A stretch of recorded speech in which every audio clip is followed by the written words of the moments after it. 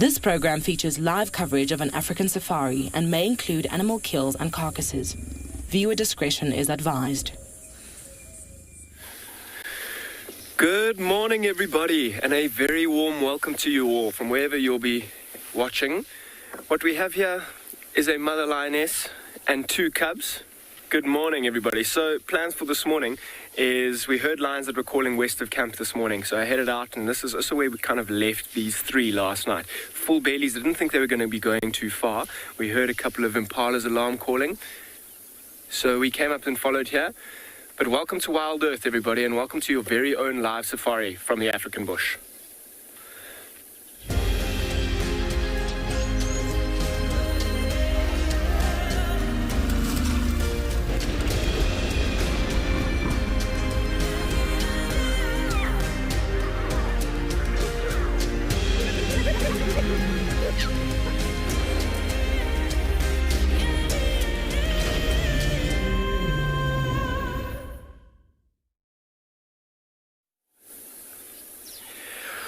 Welcome to and beyond Ngala, everybody, and what an amazing start this is. I mean, the sun has just risen, the birds are all calling, lions are moving around and playing.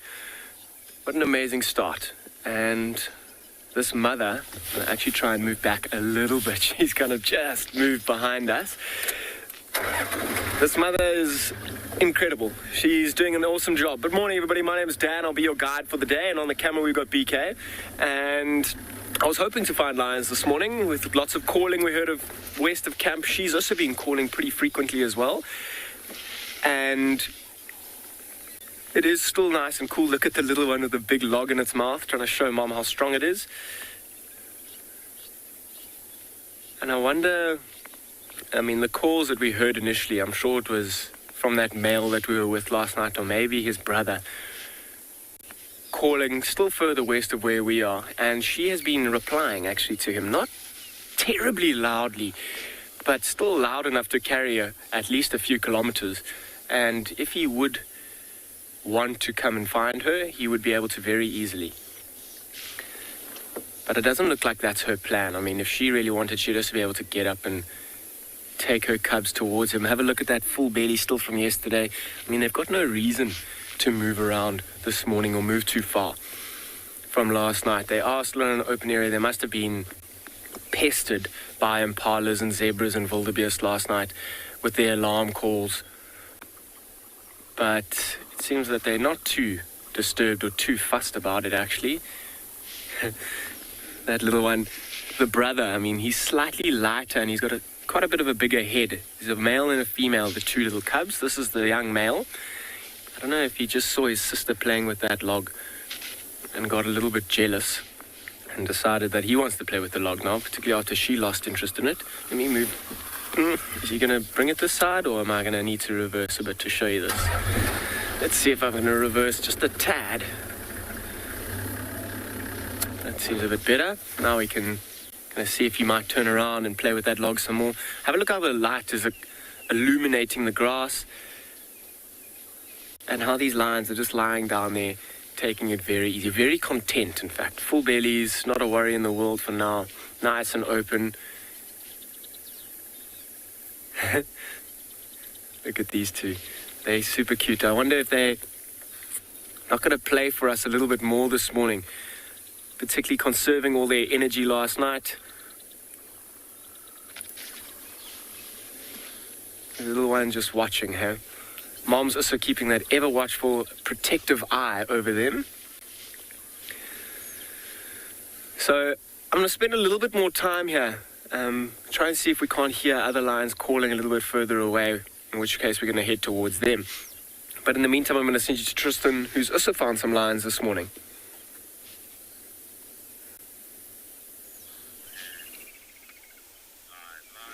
Well, we do have a lioness that is busy watching a whole bunch of impalas and a wildebeest. It seems as though quarantine is the place to be today. It seems as though there is a lot going on, and I'll tell you why in a short little bit. Before we get into all of that, let me say hello and tell you who I am and what is going on. this part of the world. My name is Tristan. On camera, I've got Johan. And like I said, it's a very warm welcome to Djuma this morning. This particular open area, for those of you that don't know, is called Quarantine. And like I say, it is the place to be this morning. This morning, we have 3 different predators on this particular clearing. So we have the lioness. There's Tingana, who is probably about 300 meters, 400 meters to the south of where she is. And then there's a whole bunch of hyenas that are milling about as well. So there's a lot happening on Quarantine this morning. At this stage, she doesn't know about Tingana and Tingana doesn't know about her. And they're far enough apart to not be in visual range. They're both kind of hugging the edge thicket of the clearing on the western side. And kind of watching out over Quarantine. Now, this lioness is particularly watching these baby wildebeest and impala lambs, but it's going to be very, very difficult for her to get anywhere near them. And that's purely based off the fact that they are sitting in the most open parts of Quarantine. And so for her to get anywhere close to the 60-odd impala and a whole bunch of wildebeest is going to be very, very, very tricky. She potentially is going to be spotted quite easily. Now, I haven't had a good enough look at her, to be honest with you, as to recognize which female it is just yet. I haven't even looked at my binos. And I didn't want to go too close because I didn't want to get between her and the potential prey items that are around, as well as... Looks like the neck-eared lioness, doesn't it, from the Nkuhuma Pride? What it looks like. I might be wrong. A lot of you will know the lions a lot better. I haven't seen the Nkuhuma Pride in so long. I don't think I can even remember any of them. But it looks like her. It certainly doesn't look like the Shumungwe lioness. It's got those little nicks in the ears, little scar on the right side of the face, and the eye color. It looks very much like that Nkuhuma. I don't see any sign of other lions, so we'll just have to kind of get a little bit closer just now and have a proper look at her, but I think that's who it is at this stage. I know the Nkuhumas were on Arathusa yesterday, so they were kind of off, not too far from the edge of Djuma, so it makes sense if they're around and kind of milling about.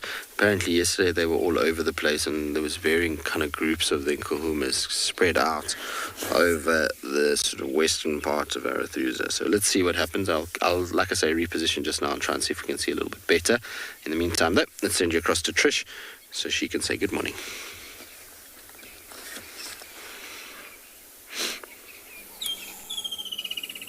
Such an exciting start to the morning. Both a leopard and a lioness on Quarantine, and all of those antelope. Ooh, could be a tense morning. Here we're at Treehouse Dam with a couple birds to chat about. And my name is Trishala and I have Theo on camera with me this very wonderfully pleasant morning on Djuma Game Reserve in the Sabi Sands. Gorgeous temperature, not even a need for a jacket or anything like that. It's lovely, but of course that means that it's going to get much warmer as the day progresses. At the dam, it's a little bit calmer than things up at Quarantine, and we have a grey heron as well as a hammerkop that are looking for breakfast. The hammerkop's been slightly more successful than the heron this morning, and it caught a tiny little fish.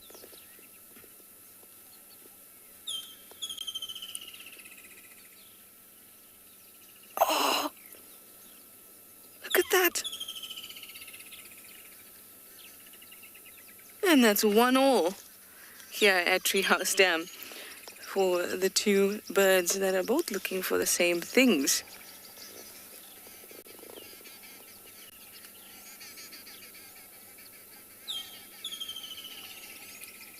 Both of them are after some fish, frogs, little creatures that will be living in the dam or around the dam. Arthropods. Those include insects and crustaceans, but they won't be able to take the terrapins that are also swimming about. Some gorgeous sounds. Hear the woodland kingfisher. And you'll find that birds are vocal a lot earlier in the summer, because the ground gets heated up much quicker and the air heats up much quicker. As the air heats up, you get you get kind of pockets of turbulence. Oh, wow. Everyone's very successful this morning. And those pockets of turbulence can disrupt their birdsong, so they start singing a lot earlier. Susan, you say it's so peaceful out here. Isn't it just gorgeous, Susan?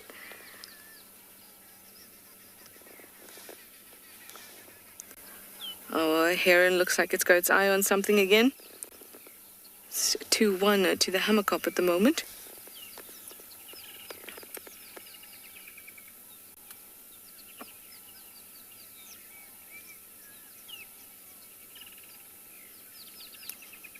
Oh, shook its head.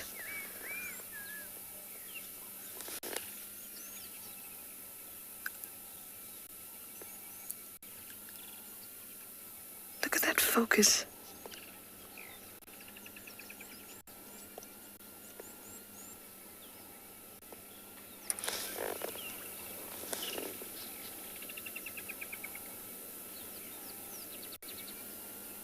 Still trying to eye out a meal.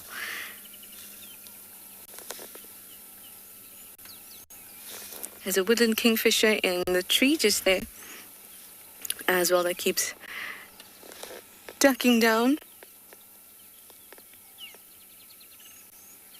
Good morning, pretty.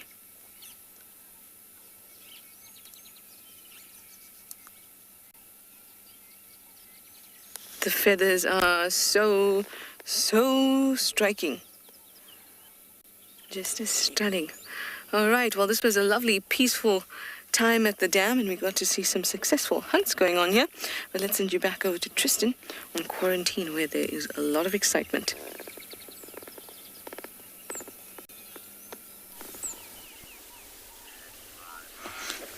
Well, it's not the Nikki-eared lioness from the Nkuhumas. I've had a nice long look with binos, but it is definitely one of the Nkuhuma younger lionesses. I'm not 100% sure which one, but she's from the Nkuhuma Pride. I think, and I stand under correction here, that it could be one of Ridgenose's original cubs, but difficult to see. Now you see she's backing off a little bit out of the clearing, and the reason for that is because the impalas on our left-hand side at the moment are coming closer, and so as they start to come closer, so the likelihood of them seeing her is really high.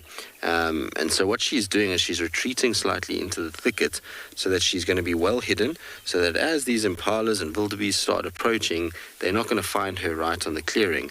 And then what you're going to find is as they start to get hot, because it's going to be a very warm day today, hotter than it was yesterday, they're going to start pushing into these thicker, denser areas in order to try and get out of the heat, and that's going to play right into her hands. If she's lying in a dense thicket, it's going to be very difficult for anything to see her, as opposed to being out on the open clearing where everything is walking kind of and can spot her very, very easily. So I'm pretty sure it's why we've seen a sort of tactical retreat, if you want to call it that, is she just gets up, she moves behind some trees and some vegetation, but from there she'll still be able to watch what's going on, and she's going to hope that slowly but surely these animals get closer. And the time that we've been sitting here, I reckon the impalas have probably moved maybe about 20 meters closer to us. The wildebeest haven't moved at all, but the impalas definitely have. And it's starting to get a lot warmer now, so it doesn't surprise me that we're starting to see these animals shifting off of quarantine and starting to head into at least a bit of semblance of cover. But what that means is that I'm pretty much in the way at the moment, because those animals are going to move in my direction, which I don't want to be. So I'm going to try and move and get around her to the back side of her. It's always much better to be on the back end of the lioness rather than between prey and predator. Obviously, we're trying not to influence anything that's going on. Okay, well, we're going to do that. In the meantime, though, we're going to send you down to Kyle, see what he's up to this morning after such a spectacular end to the day yesterday. I'm Swali. Dumela, good morning and welcome to Swali Kalahari. And this is a way I like to start the safari in the morning, doing a little early morning birding. And what a fantastic bird we have in view here. This is a ground scraper thrush. Very nice bird to see, very active at this moment. Very active forager. See it flicking out moving vegetation. Very warm welcome, good morning. My name is Carl, behind camera is Owen. And thank you very much for joining us on this fantastic morning. Nice calls of the white-browed sparrow weaver. Obviously those sharp, harsh, jumbled notes. And what a nice way to start off this morning's game drive. Very nice bird to see, those ground scraper thrushes. This ground scraper thrush. Yes, it is. And it's actually a pair. You normally find them in small pairs like this here, or small groups, just like this.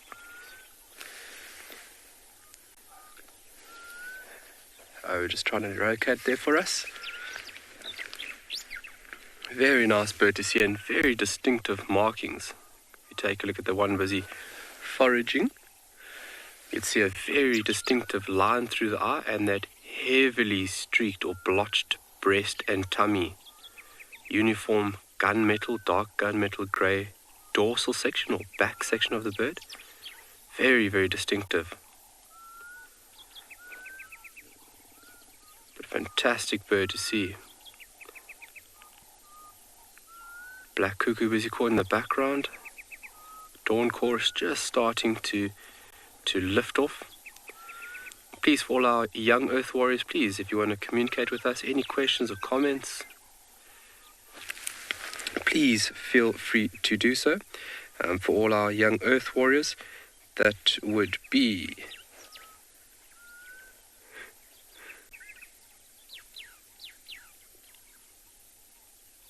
kids questions at wildearth.tv. Sorry, I got a little bit lost there in the birding. And then for everybody else, it's just a hashtag wildearth or at FC.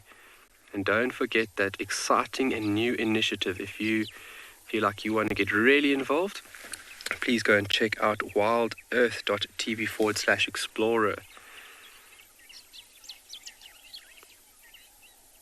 So it could be feeding on a little ant nest there, or termite nest, more than likely an ant nest. It's continuously pecking at the ground.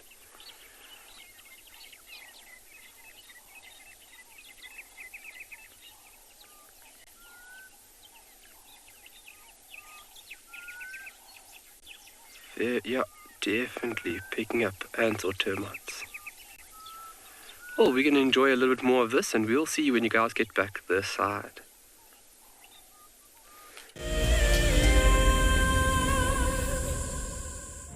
An ever-increasing part of the global population is losing its connection with nature. Wild Earth is here to reduce people's stress and anxiety, allowing you to escape into nature even just for a few hours a day. However, Wild Earth is expensive to run, and we need help from you to keep this ship going. Wild Earth Explorers gives you the opportunity to be part of a program that supports the sharing of nature with the world. Jumbo, my name is Isaac Rotich. I come live to you every day from the Mara Triangle in Kenya, East Africa. I think the most underrated animal here where we are is the spotted hyena. And the main reason is people haven't read any literature to fully understand about this super predator. Catch up with the guides daily here on Wild Earth. Wild Earth is launching our brand new Explorer program with an opportunity to win a very special Wild Earth expedition. The lucky winner will get a behind-the-scenes Wild Earth experience at the magnificent and beyond Ngala Tainted Safari Camp. The prize includes a 3-night stay for you and a friend with a chance to sleep out in the unique Ngala treehouse. Become a Wild Earth Explorer and stand a chance to win this and many other prizes. Terms and conditions apply. Join us around the fire as we have our very first Wild Earth Explorers Fireside Chat. And what that means is that if you are an explorer, we're inviting you to come and join us so we can chat about the greatest highlights of 2020. We will be chatting about our favorite characters and what they have been up to during the course of this year. And if you would like to join us, head over to our Explorers page and subscribe. Don't miss out. This Fireside Chat will be on the 13th of December at 7:30 p.m. Central African Time, straight after Sunset Safari.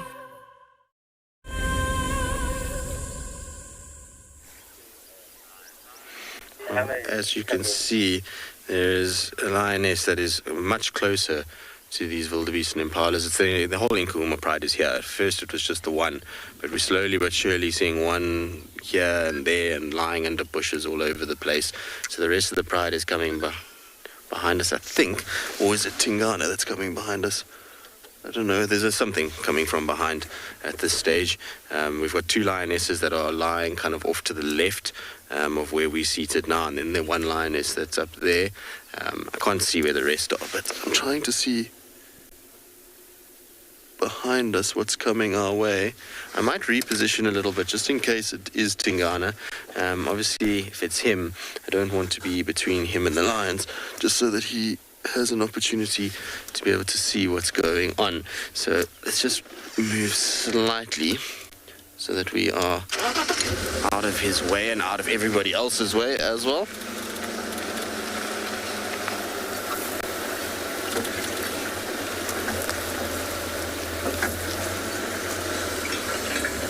It is Tingana. He's going to walk straight into these lions. He's right here on our left-hand side, which is not ideal at all. So hopefully he's going to spot one of these lionesses before he gets close, because these lions are lying right under a bush next to the road and they're flat. You can't see them at all. Tinky, you need to pay attention. How crazy is this, though, that we've managed to get lions and leopard in the same place? And I always hate these kind of situations. They're never the ones that you want to see, because things can go very badly here and very quickly. So I'm hoping that the two lionesses that are sleeping are not going to notice him, but if he walks along the road, he's going to get himself into trouble. There we go. I think he spotted them, which is within time. Let's see what's going to happen now. I mean, he's an old, experienced male, no Tingy. Now, the problem is that his biggest safety point is the marula he's about to pass now. There's a big tree behind him. There we go. I think he's spotted them now.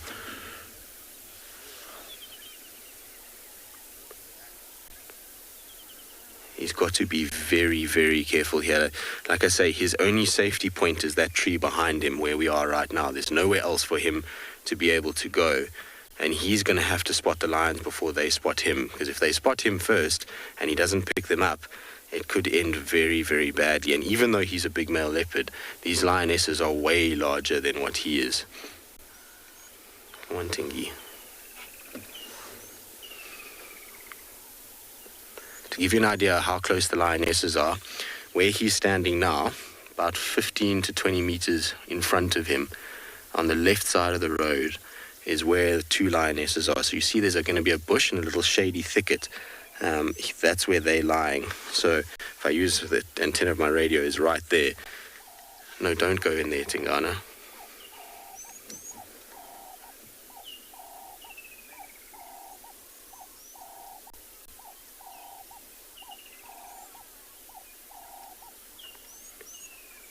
I don't even know what to say right now, because he's way too close and he's not paying attention in the right direction. So the lioness that's further away is not the problem here. It's the one that he's about to walk into right now.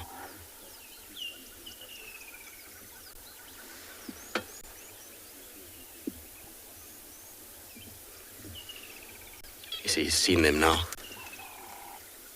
There we go. Now he's running. He's going to go straight to the marula. I'm sure the lions are going to chase him. There he goes. He goes up, and here come the lionesses. Look, they're going to chase after him. Oh, Tingy, you're going to have to go a lot faster than that. You'll see him go up a tree somewhere.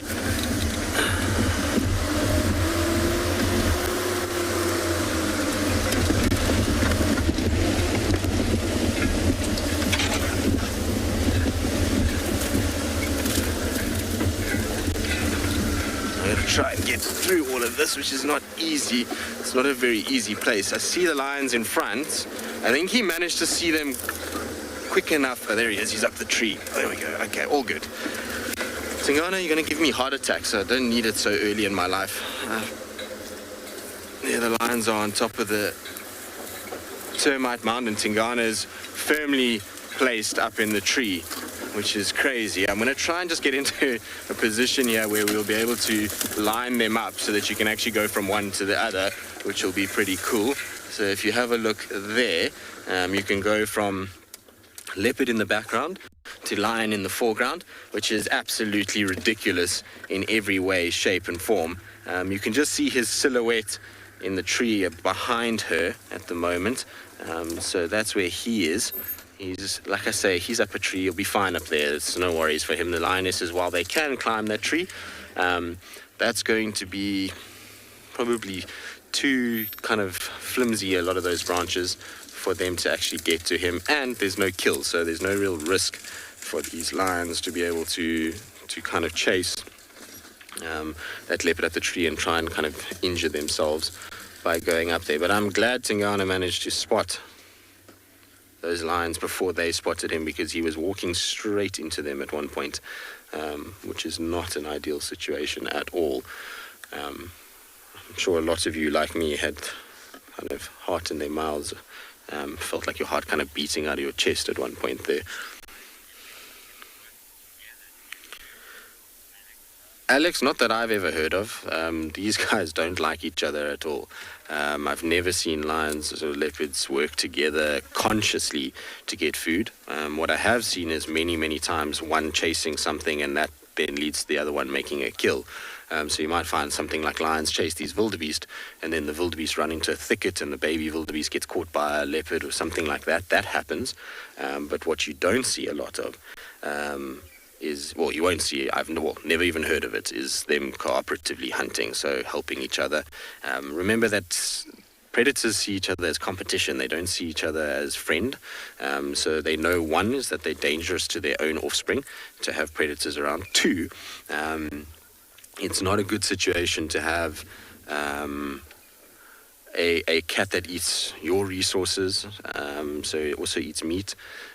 And so that's why they just don't tolerate each other at all. There's never really been a recorded case of cooperative hunting. What there has been, though, which is interesting, and I don't think any of them have ever survived, I certainly have never heard of it, but there has been adoption of leopard cubs by lions. So lionesses that have litters of cubs that have sometimes adopted a little leopard cub, and there's a leopard cub suckling from a lion. That I've heard of a few times, but never actually seen those able to kind of grow and become adult leopards within a lion structure. So I'm not sure if there's maybe something within the nutrition that they get, or the way that the lionesses try and look after them, that leads to them dying, or when the lionesses start to realize, hang on, they look different, and kill them. I don't know kind of how that plays out. It's one of those things that we often kind of see, not often, but you do see pictures of these leopards suckling from lions, but you never really see it progress from there.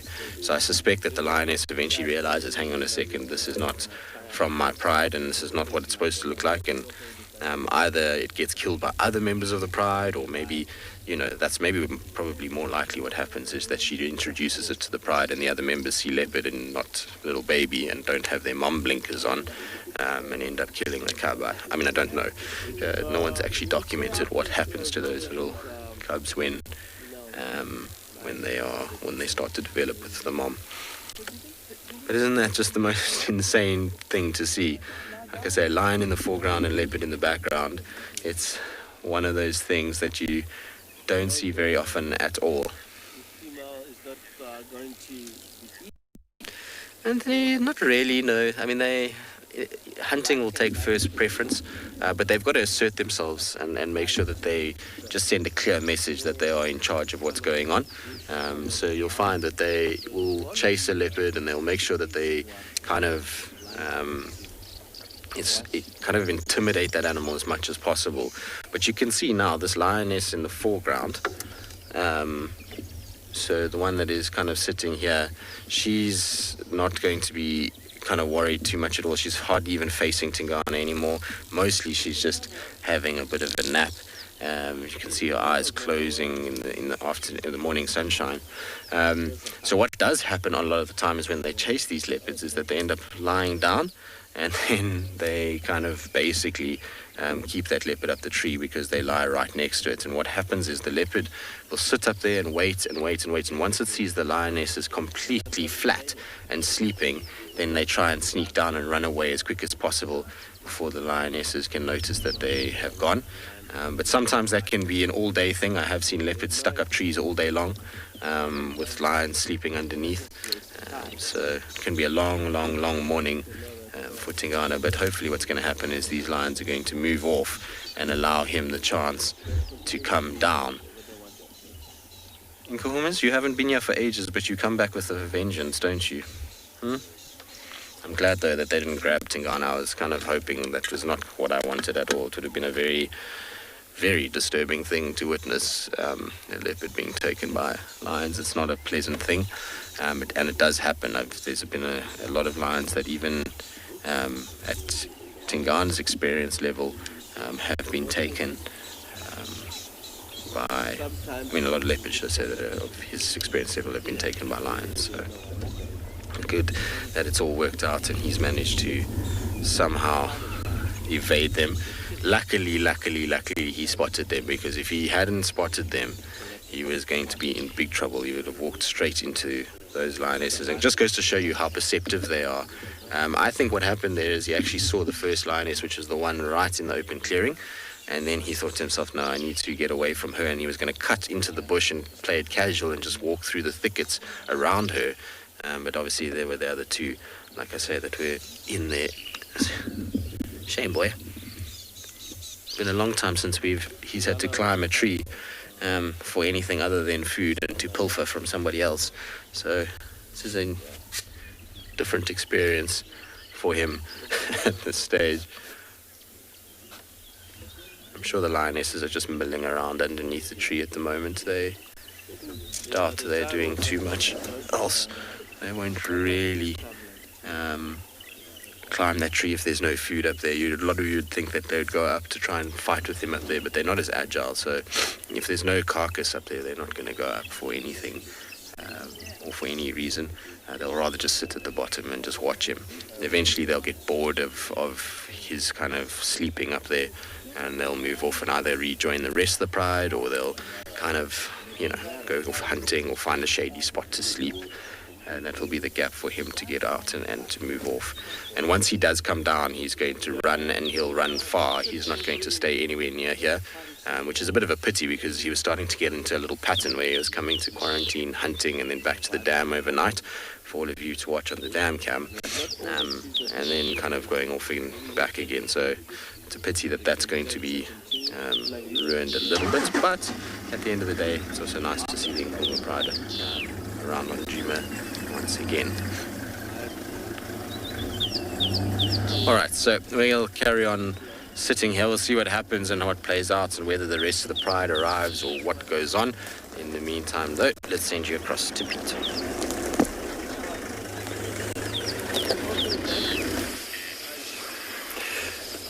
Good morning and welcome to and Beyond Phinda Private Game Reserve. We've just come across this lioness with two relatively young cubs. Really, really beautiful sighting here. It's really, really nice weather, nice and cool this morning. These young cubs have just shown some interest in something. I'm not too sure what it was. They had their eye on a dove earlier. And at this stage, they're obviously not taking part in any hunts, but they are showing interest in maybe birds and small little animals, just to practice their hunting techniques for now. But I'm Pete, and behind the camera we have Glenn. And this morning we've got quite an exciting lineup for you.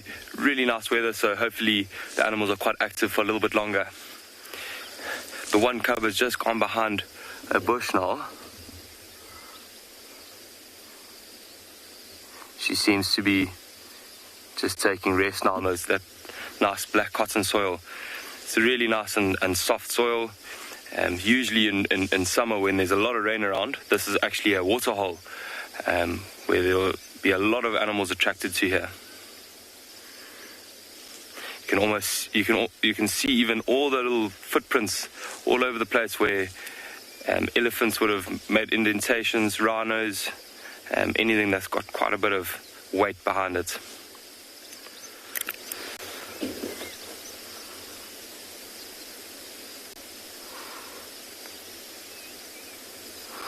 lioness just got her head up, scanning around.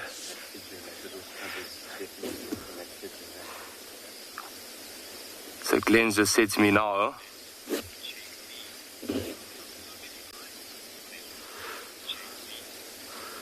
I know, JC, I heard you guys have been spoiled this morning in terms of lions. Really nice weather around. I'm not too sure how it is at other places, but whenever it's overcast like this, lions tend to be a little bit more active, for a little bit longer throughout the day. Look, there's that pigeon. I don't know if Glenn can zoom in that close, but just to the right of that young cub. And it seems like he's got his head down now. There you go, getting up, going behind the bush. So this young cub has obviously just taken notes from the mom, seen her in action before, how she hunts, using a little bit of disguise. It'll be really, really interesting to see if this young cub does try and catch that dove. I think he's lost a little bit of interest as the dove goes behind the bush now. He does still have his eyes on it though.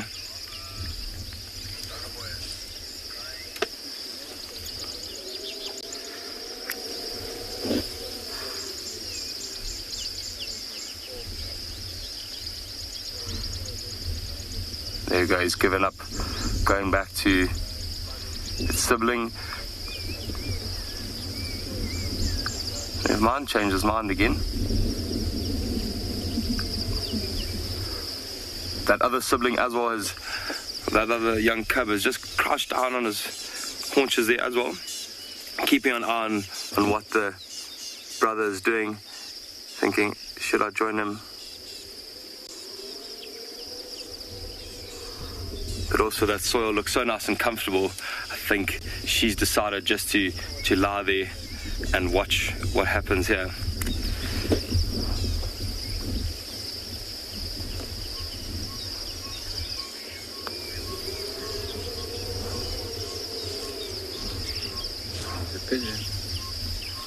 That pigeon's getting really nice and close. Actually a ringneck dove.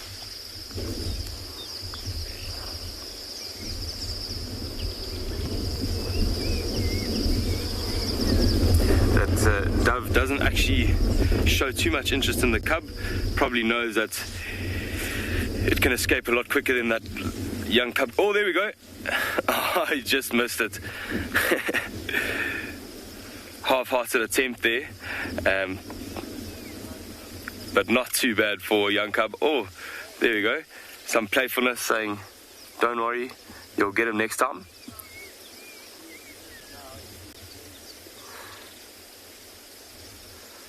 It's lovely to see this little bit of energy from these young cubs. You can tell even from this young age, they've got a really close bond. Everywhere the one goes, the other will go as well. They won't ever be separated too far. There we go, he's going again. Ah! And once again, no luck. Look at them stalking each other now. One's just hiding behind the bush there. There we go.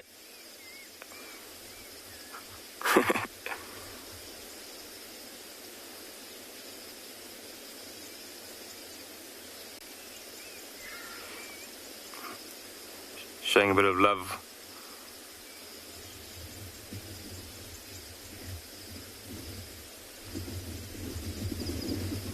Might notice now as the one's walking a little towards us, that's the young male cub, and he's slightly bigger than the female that's behind him there. From a young age, he would have dominated when suckling, and also now when they've started to eat a little bit of meat as well, he would eat it slightly more than his sister, and that's the reason for that weight difference and size difference. Mom's just got up now, started grooming herself.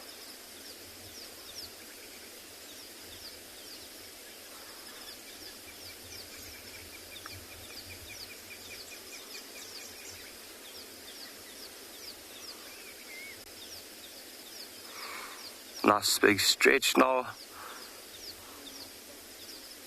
She got a bit of a fright from her cubs there. Really nice to see all this playfulness here. You can see that bond between them is really, really close as well.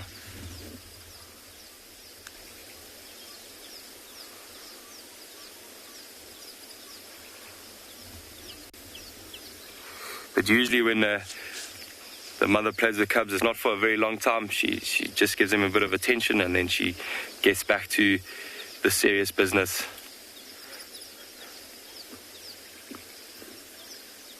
A little bit of a toilet break now.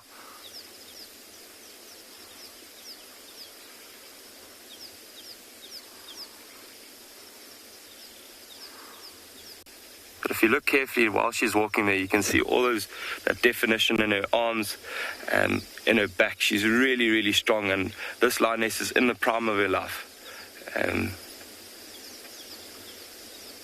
This is her first litter, so she's doing really, really well here. There we go. Very playful. You can still see that she's quite youthful still.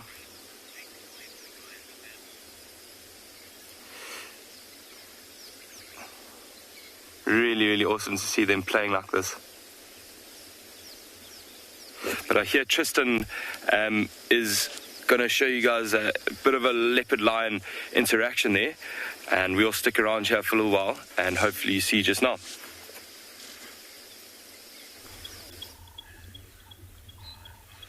As you can see, not much has changed. Here, Tingana is staring out because the impalas behind us are going absolutely crazy, which means I'm pretty sure they've spotted those lions. So he's watching in the distance there. You can see he's got quite an intense look on his face now. He's had a tough morning, has Tingana. Life is not always easy out here. For any animal, you would think that a leopard would have it easier than maybe some other creatures, but that is not the case. You'll find that they, on their day, can also have tough ones, just like we do. And I mean, this morning he's been chased by hyenas, he's been chased by lions. It's been a rough morning for the Duke. But luckily, he's an experienced fella, so he knows exactly what goes on and how to get himself out of things and able to kind of deal with certain situations. And it makes you think, how many times has this happened to him in his life? A lot. It's probably more than we even realize. We know we've seen multiple different leopards chased by lions in the past, but including him. But it's never something that you kind of breathe easy about, because things can go horribly wrong very, very, very quickly. The last kind of incident I remember, well, in this area of lions getting hold of a leopard was, and to do with the kind of leopards we follow, was one of Tundi's cubs that was taken by the Styx Pride. A horrible, horrible, horrible sighting that, and the footage and videos and photos are not very pleasant at all. And he just unfortunately slipped slightly as he was trying to get up the tree, and they grabbed him by the tail and kind of pulled him out and yanked him out of the tree, and then sort of systematically killed him, much like they would if they were in a kind of fight with another pride of lions. So it was not an easy thing to watch that, and that's what you never want to see. So kind of when he was approaching there, I was just hoping that we weren't going to get an incident of that ilk. It's not funny when that happens at all. No, James, I suspect that he's not thrilled at all. It's like when you have those days where you wake up and everything just starts to go wrong. You kind of get out of bed and stub your toe, then you spill your coffee or your tea, then you kind of go out and there's traffic, and then you kind of have maybe a car accident. That's the kind of morning Tingana's having at this stage, so I'm not surprised he's not looking chuffed with life. It's not the kind of start to one's day that you would want to be, like I say, chased by hyenas first and then having to be treed by lions. When you just want to go on your morning stroll and go and get yourself an impala lamb for breakfast. Things didn't quite work out that way today, Tingy, but that's okay. He's survived, so he'll settle down and won't be so grumpy by this afternoon. And I don't think the lions are going to stick around too close to where he is. I suspect what we're going to see is that they're going to get hot, and they're going to go try find some shade, and then he'll be able to get down and go and do his own thing and find somewhere peaceful where everyone will leave him alone. The problem is because it's going to be very, very hot today, I wouldn't be surprised that there's going to be a lot of elephants which are going to disturb him at some point today as well. So he's got lots to look forward to. I think it's going to be a long day for you, Tingy. But at least the sun will come up again for him.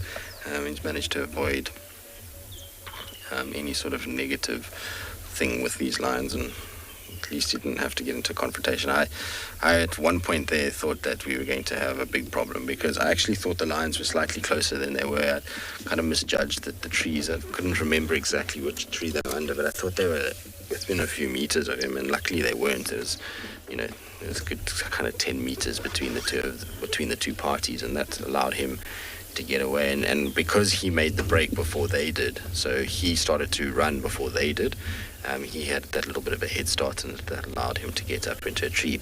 But did you see how interesting it was? He went straight past the first marula, and that first marula is an interesting tree because it's kind of got a long, big, straight stem, but it's got very thick branches on top, which would be branches that would be easily able to support the weight of a lioness, whereas he's gone up a smaller tree now, which has got much thinner, more narrow, more intertwined branches. And I wonder if part of his kind of escape was just to get up something that is going to be harder for these lionesses to get up. I don't know. I mean, obviously in the moment, I suppose it's all reactionary rather than calculated, but it would be interesting if that's the case, if that's why he bypassed that first marula to get to the smaller, more kind of I would say irritating marula for a lion to try and kind of climb. It would be very difficult for a lioness to get up to that, whereas the marula behind us would be a lot easier. So maybe that's why it happened, or maybe it was just coincidence and he just ran for his life and tried to climb a tree. Who knows? All conjecture, really. We won't ever fully understand why he chose which tree he did. But you can see how he's watching. He's just staring in the direction of those lions. I don't know what happened to the other two that were here. They went over the mound, and I can't see any sign of them. It's not like they're milling about right at the bottom of the tree. But they must be here somewhere, that he's still in the tree itself, because he wouldn't be in the tree if he couldn't see the lions. He would be down and away. But there must be somewhere nearby, although he keeps just staring to where the impalas were alarm calling. He's not looking anywhere else, and where those lions are, I can see the other vehicle is with the lions at the moment. It's far enough that he could escape without anyone worrying him. So I don't know. I feel like he needs to find a spot and just fall asleep, because he's not going to be going anywhere anytime soon at this stage. And standing like that surely can't be that comfortable.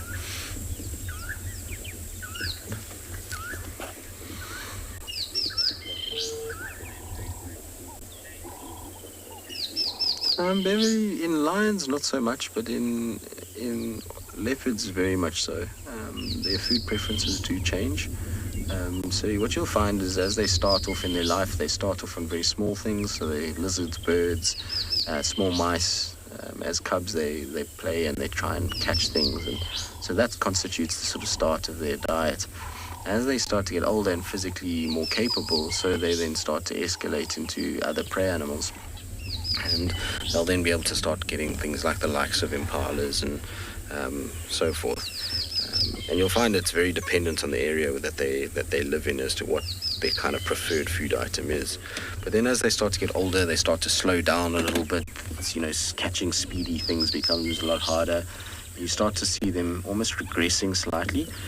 So they'll target slow-moving animals like porcupines, aardvarks, civets, those kinds of things. And then on top of it, they'll start to kind of catch birds and try and kind of scavenge off other leopards quite a bit as well. So they kind of start to almost go back into a youthful phase where they try and catch smaller things rather than the larger stuff, which you'll see often with old male leopards, particularly porcupines and civets, become something that they start to really eat a lot of. And a lot of them actually, it's kind of the beginning of the end for them, because when they start to do that, they expose themselves heavily to all kinds of issues. So eating porcupines is not a clever thing for an old leopard. If you get quills stuck in you, that can lead to infections, which can be fatal to them. So, and desperation as they get hungry and it becomes harder to hunt, makes life very difficult, and then they take more risk than they probably would have. But Tingana's not in that bracket yet. He's still very fit and healthy, and even though he's eaten the odd porcupine and civet here and there, it's still not constituting the majority of his diet. So he's absolutely fine, and we saw him kill an impala down the other day, so he's still got what it takes to survive as an adult male leopard.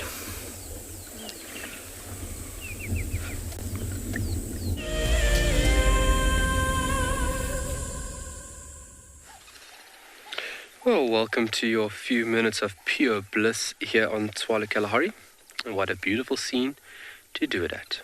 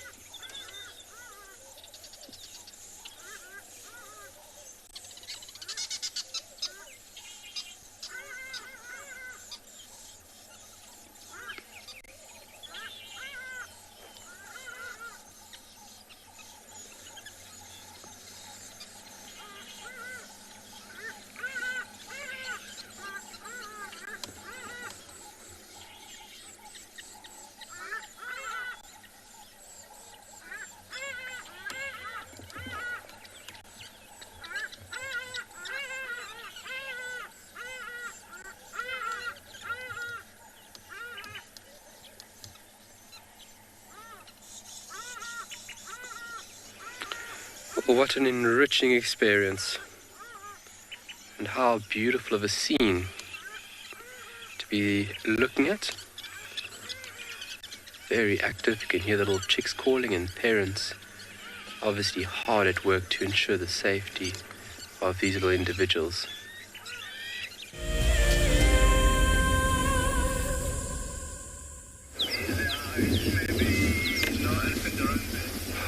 Welcome back to And Beyond Pinda, everyone. These lions have stopped playing a little bit. Mom has kind of focused her attention on something that's up on the water, or close to the waterhole, just on the horizon. Can't quite see what it is. We've tried to find it with our binoculars, but unable to see. But their eyesight is so amazing. They pick up the slightest movement. We have seen some impala just up ahead, but they are quite far away, and I'd be very surprised if she made any attempt with that. See, she's just looking around. The cubs are now playing together, and just behind that green bush there. You can see that close bond that I was speaking about earlier.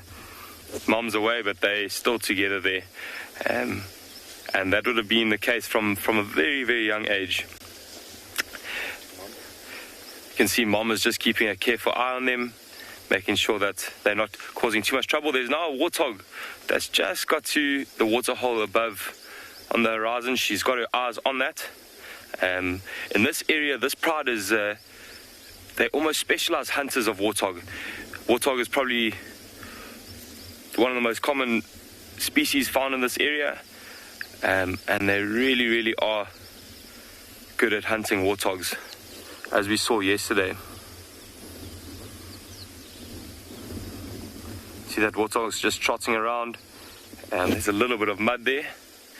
And now this lioness has got her ears pricked straight forward towards that warthog. She's got her eyes dead set on it.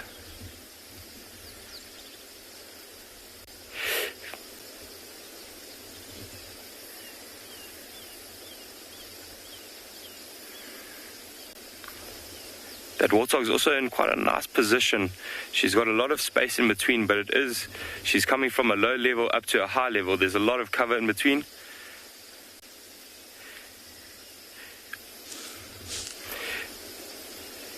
If you go back down towards where the cubs are, they're looking at mom. They must have seen the warthog as well and looking at her thinking, is she going to take this opportunity?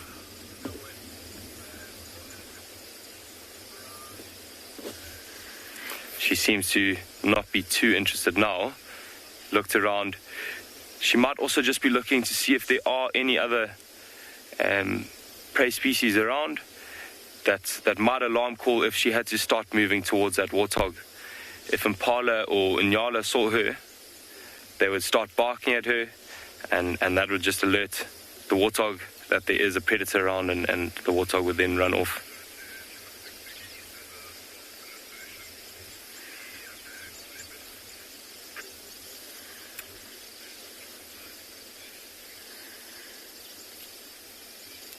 So we're going to stick here a little while.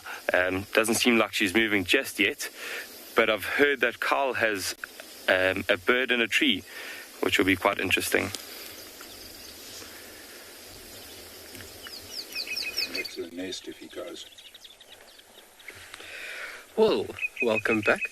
So another bird we haven't had the luxury of seeing, and there's 3 of them, just taking it easy on this fairly cool morning.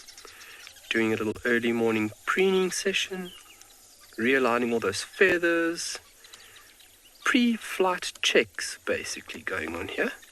This is a bird called a speckled pigeon, and fairly easy to recognize. If you look very close, you're going to see this beautiful red eye ring, basically encases the eye. You're going to have this light pinkish throat, and then those prominent speckle-like patterning. Those little white spots running down the wing. Very beautiful bird to see. But that red eye ring and those white speckles being very distinctive to ID the species. Fairly large dove species, or referred to as a pigeon. Crowned lapwings busy calling around us. Very beautiful sounds going on. And they'll go off for the day now and go off and forage. These guys predominantly feed on seeds, but then also they'll utilize the green shoots that are available at this given period. See that the calls of the lapwings have got their attention as well now. So even birds use other birds to pick up on predators. Because if a bird gets an alarm call, that means that there's something that everybody should be wary of. And so birds actually use each other.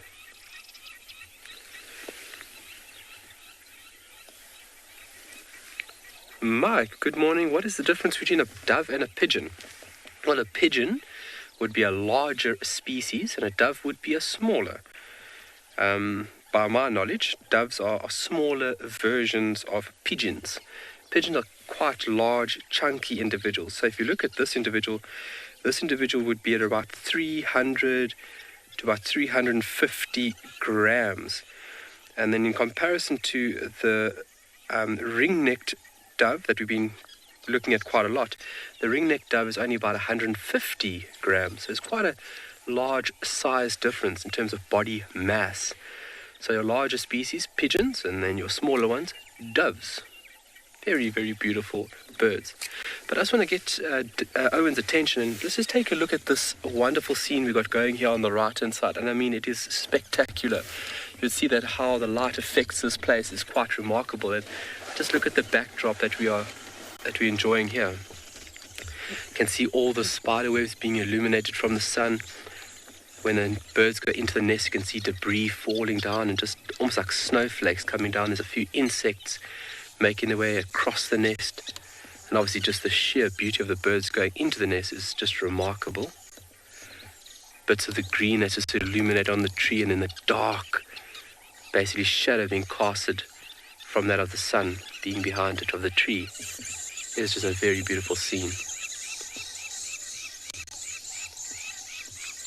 So a lot of babies would be in these nests now. So like I've mentioned before, 20 mils and above, these birds actively start breeding. And obviously now with the rainy period being in summer, these birds do actively breed in the summer period. And that high-pitched call that you can hear there in the background, those are the chicks busy whining and begging for food. The next couple of weeks, the parents will actually, when the fledgling is ready to leave the nest, the parents will actually entice the little ones out. So they will sit on a branch with a food item to basically lure this young individual out. It's very nice of the parents to kind of, give them a push over the ledge or a push out the nest.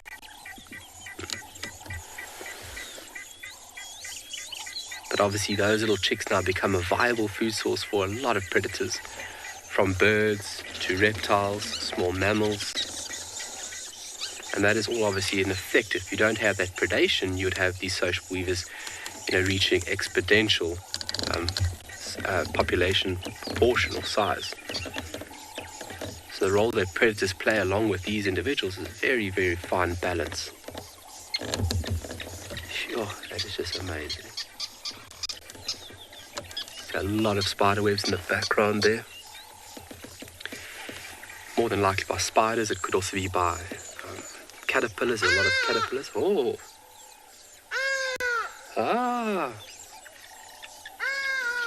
Hardy-da, ibis.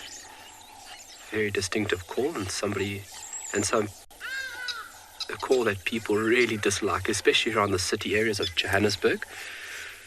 Very distinctive call at 4:30 in the morning to wake everybody up.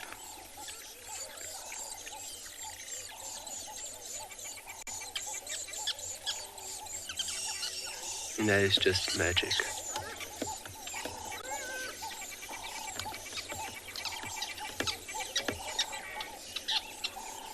So now with the abundance of insects, this is what they'll be feeding these little chicks. Obviously protein is a very, very solid substance to be feeding a developing individual. There's nothing better than that. So all the insect activity is also being utilized by these intermediate role players. Yeah.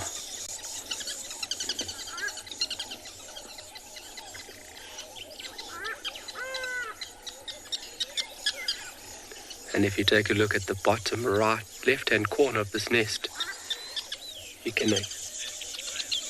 Oh, all right. We're going to send you off to, I think it's Pete and some thirsty lions.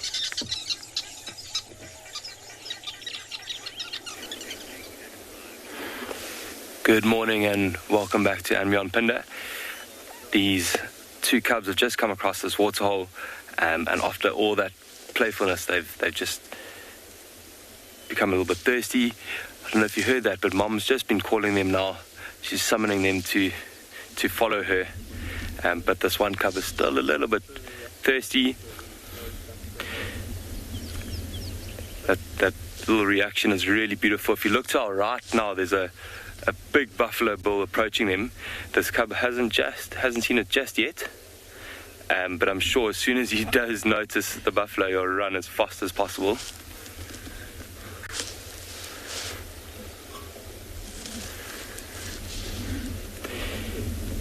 I'm sure if these buffalo had to come across these cubs without the mom around, it would be quite an interesting story that would unfold. I think the buffalo would chase these cubs, and I've read about it where they can actually kill the cubs and take them out because they are such a threat to buffalo.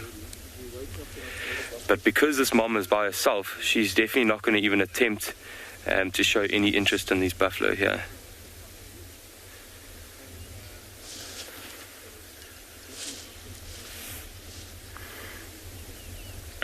Look at that buffalo now, just noticing those lions walking away. Not even really showing any interest in them.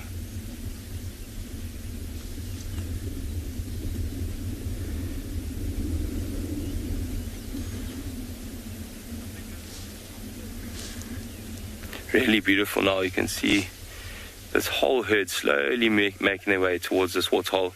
I'm sure as they approach, they might even surround the waterhole completely. Some of them might even get inside the water just to cool off a bit.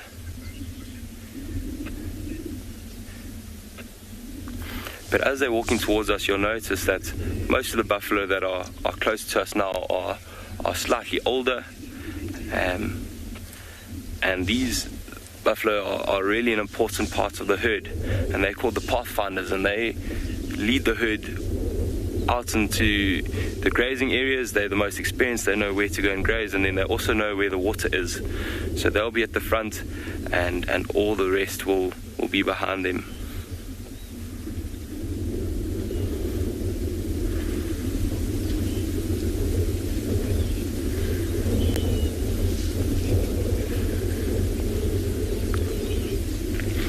Not sure, thank you for the question, asking about crocodiles in this waterhole. This waterhole is a little bit too small. It's quite shallow. The other night we saw hippos in here, and it's quite a shallow waterhole. And if it's a really hot day, it can even dry up. So there won't be crocodiles in here. They tend to be in a waterhole where there's almost permanent water. They do move around a bit, but they like it with a bit more of a larger water body. I'd get quite a fright if a crocodile did pop its head up right now, though. But look at that now, beautiful. All their horns are lying there, got their heads down, drinking. And just like those cubs, they also got their eyes up. I think that's just out of habit. Usually when they're drinking, they've got to be quite cautious. They know that there might be other predators around, might be crocodiles like you mentioned. But that's a really, really nice scene there with all the different shapes of horns.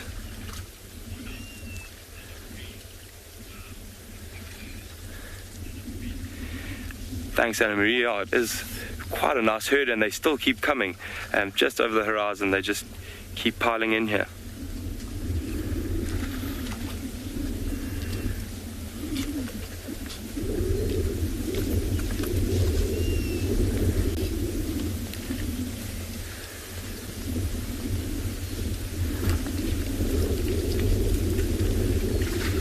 If we just keep quiet, you can hear all this beautiful sounds of the splashing water, of them slurping. Let's just keep quiet for a little while and hear it.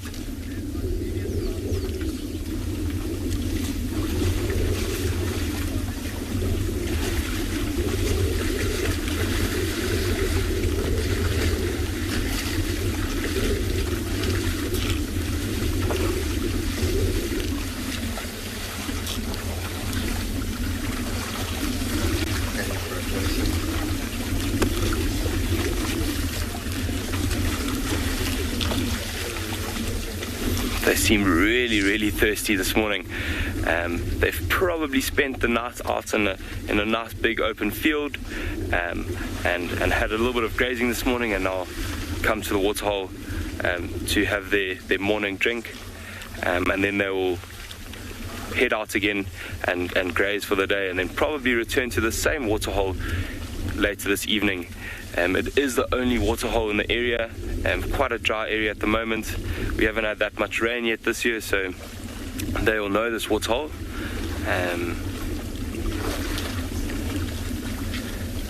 So it's a really an important part of their lives. Like I mentioned earlier, look at them. Some of them have gone almost knee deep inside this waterhole now.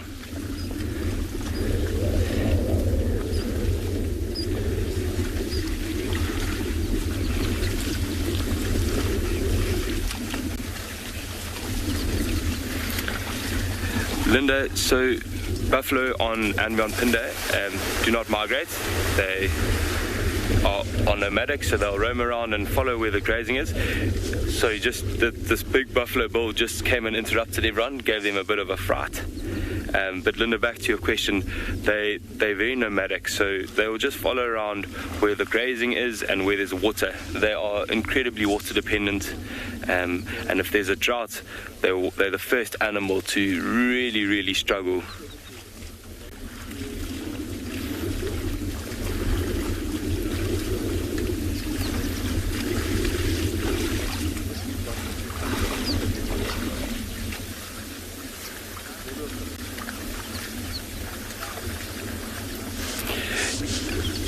Then if you go just beyond this bull, there's a young female there with a tree stuck on her horns.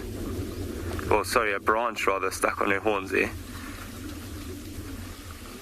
And often what they'll do is if they've got a little itch on their ear or on their face somewhere, they'll rub their face up against a tree, and that looks like a small timberti tree that she's been rubbing up against. It's quite interesting. You can see a bit of the tree left on her horns there. That greenish color that's just popping out there.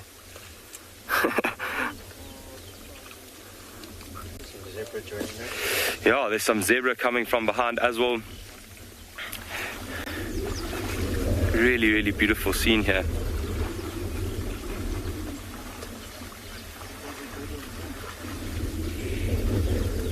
The zebra look nice and clean. We had a little bit of rain last night, so they look like they've just had a nice bath.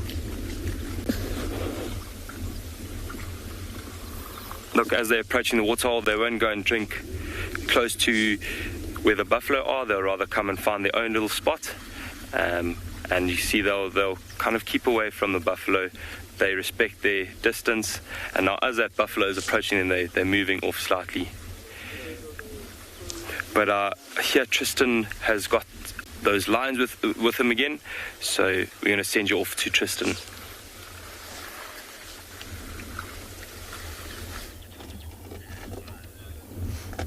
As you can see, that was where we were with Tingana, but he's come down and disappeared, and we have decided consciously not to follow him. Oopsie, there goes my game drive radio. Sorry, Lions. We've consciously decided not to follow him, purely based off the fact that he's had a rough morning already, and us crashing in behind him is only going to stress him out more, and there's no really reason to do that. We're not here to stress animals. We're not trying to, increase their stress levels. We rather want them to kind of see us in a positive light rather than a negative one, and it just didn't feel right to follow him. He's had a tough morning already, between being chased by all these different things and stressed out, and he just, I think, needs time for himself. So rather than us crashing around him, making him feel as though he's a bit jittery, we decided we'd stay a little bit with the lions, although it's only 3 members of the Nkuhuma Pride. I don't see any others. I certainly haven't found any signs of other members here. And I wonder if that's starting to be an indication of what might be happening within the Nkuhumas going forward. That pride is big. It's way too big to survive here as it stands. We don't have enough food availability in terms of big prey items to sustain prides that are 16, 18 members if you include the evokers. That's just, it's too large. They need a high percentage of buffalo in their diet, or giraffe, and we have very few of either of those in this area at the moment. So I wouldn't be surprised we're going to end up with a split. It's quite a common thing to happen within the lion prides, within the Sabi Sands. If you go back, to the Nkuhumas themselves, Torchwood, Telematis, Nkuhumas, they all kind of originate from the same pride. You look at them, the Salala Pride, and how that splits into the Salala, Manganes, Kambula Pride. So that's gone through 3 splits. So it happens regularly when the prides get too big, then the lions have to split out. Tortured Pride is split again now, with the younger individuals doing their own thing and the older lionesses on their own. So I wouldn't be surprised if we see a lot of the sub-adult lionesses from the 2016 litters. I call them sub-adults because none of them have got cubs yet. But I wouldn't be surprised if we see those lionesses leaving the older lionesses and going about doing their own thing. It's quite a common thing for that to be the splits, is when it's either a mother and her kind of offspring, or it's the offspring of the pride during a certain time period that generally takes off and goes and does whatever it is that they want to do, and sets up their own little area. And quite frankly, it wouldn't be the worst thing for us, because what would happen is we'd probably find that in Nkuhumas, now that they've shifted so much more south and west, there is space here, albeit a little bit of space, for a small pride to exist. So a pride of 3 adult females like this would actually be quite a nice size pride for this little section between the Talamatis, Torchwoods and Nkuhumas.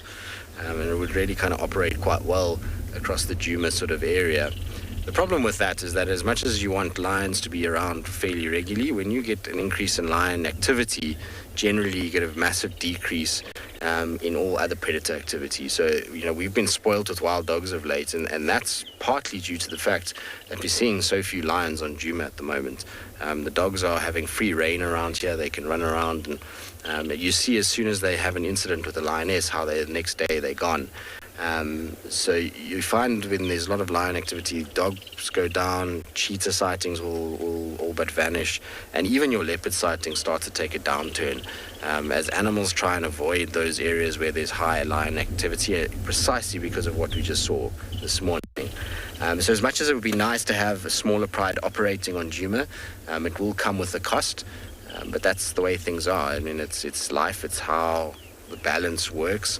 And it's why we kind of, sit and observe and we start to learn over the years and for extended period of times to be able to understand this ebb and flow that takes place. All right, we'll sit with the lions for a little bit longer. It's getting very warm, so I don't think they're going to do too much, but let's send you across to Kyle, who I believe has got something very interesting. You're not going to go in this way?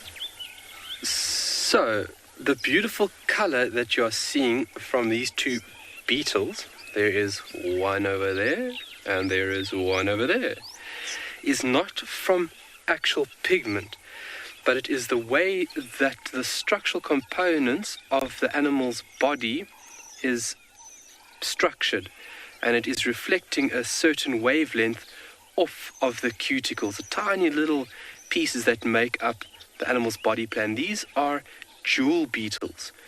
And jewel beetles, hence the name jewel, they actually look like pieces of jewel. And I mean, it is absolutely stunning. The color that is coming off of these little insects is remarkable. So jewel beetles come in a variety of sizes, anywhere from 2 to about 50 millimeters. So fairly large, 2 millimeters up to about 5 centimeters in length. That would be about yay big, my finger next to them. So it's quite a large individual. And they have these elongated body plans. You can see over here, it's quite an elongated structure. And if you think about beetles, beetles are very, very diverse in terms of their body plan. And the stuff that makes up the body plan, the chitin, obviously has allowed them to diversify and inhabit multiple environments across the globe, also making them one of the most abundant in terms of species across the world. There's about 380,000 described species of beetle. And this body plan, and as well as the stuff that makes up the body plan, has given rise to their success. These two individuals are just resting now. Obviously, it's still a bit cool. Insects operate in a more warmer temperature range. When it's cool like this, they tend to be very, very static. And I mean, what an amazing insect to be looking at. Absolutely mind-boggling. So just on a quick count, I read something a couple of minutes ago that some of these insects go through an immature stage that lasts up to 35 years. 35 years. I mean, that's remarkable. And just thinking about their role that they play is obviously very important. And beetles play a role of multiple roles, from being predators to being pollinators to being prey, you name it, even being a host for certain parasites. But really, really beautiful to see this little individual sitting on this leaf. They are sitting on a velvet raisin bush, and what initially got my attention is I was busy looking over here, and there's a lot of little caterpillars around and on this tree, and it is very busy.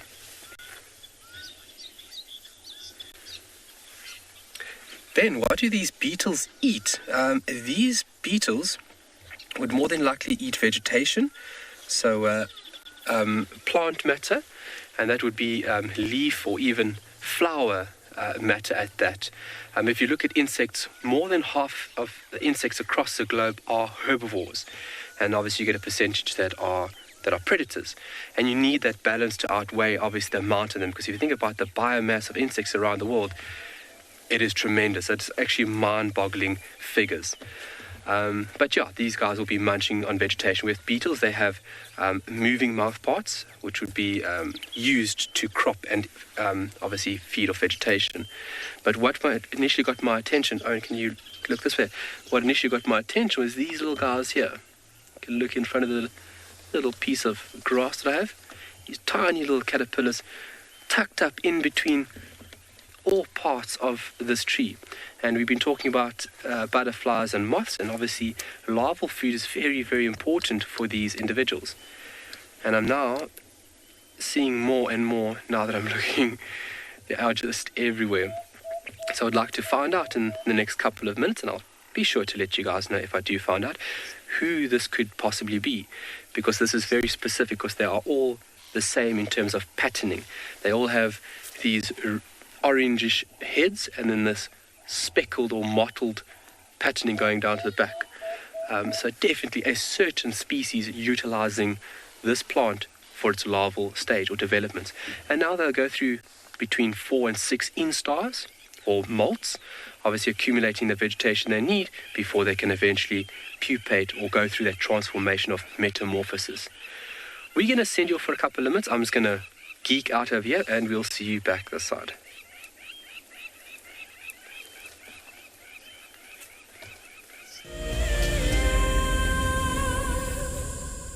Join us around the fire as we have our very first Wild Earth Explorers Fireside Chat. And what that means is that if you are an explorer, we're inviting you to come and join us so we can chat about the greatest highlights of 2020. We will be chatting about our favorite characters and what they have been up to during the course of this year. And if you would like to join us, head over to our Explorers page and subscribe. Don't miss out. This Fireside Chat will be on the 13th of December at 7:30 p.m. Central African Time, straight after Sunset Safari. This is Rusty. He's my favorite vehicle, and we've been through all the good times here in the bush. Now, if you feel a connection to Djuma Game Reserve like I do, then we have a fantastic opportunity for you. You can have your name engraved on a brushed metal plaque just like this one, and we will attach it to Rusty so you can always be with us on safari in spirit. We will even send you a digital photograph once your plaque is mounted on Rusty. Spaces are limited, so grab your spot now. What fascinates me most about the animal circle of life is the intricacies between the large and the very, very small. I mean, it's very easy to go out there and find the large. Once you found the large, the cascading effect down to the small absolutely fascinates me. Alertness and situation awareness is by far the number one aspect for protecting ourselves out on safari. Catch up with the guides daily here on Wild Earth. Have you been watching Wild Earth and dreamt of being right there on safari with one of the guides? Well, now you can. Wild Earth is offering you a chance to buy a ticket to dream. You or a friend can hop on board a live Wild Earth show and join our guide on safari. The ticket is redeemable at any of our locations, anytime in the future. Only a limited number of tickets are available, so don't wait. Get your ticket now and start dreaming. Terms and conditions apply.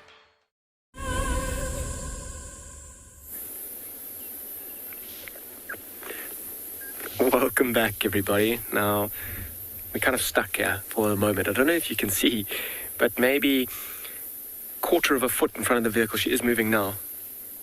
There she goes. Look at this lioness. She's right next to us. And it's quite amazing. We were with her this morning. We left her to try and follow up on the rest of the pride.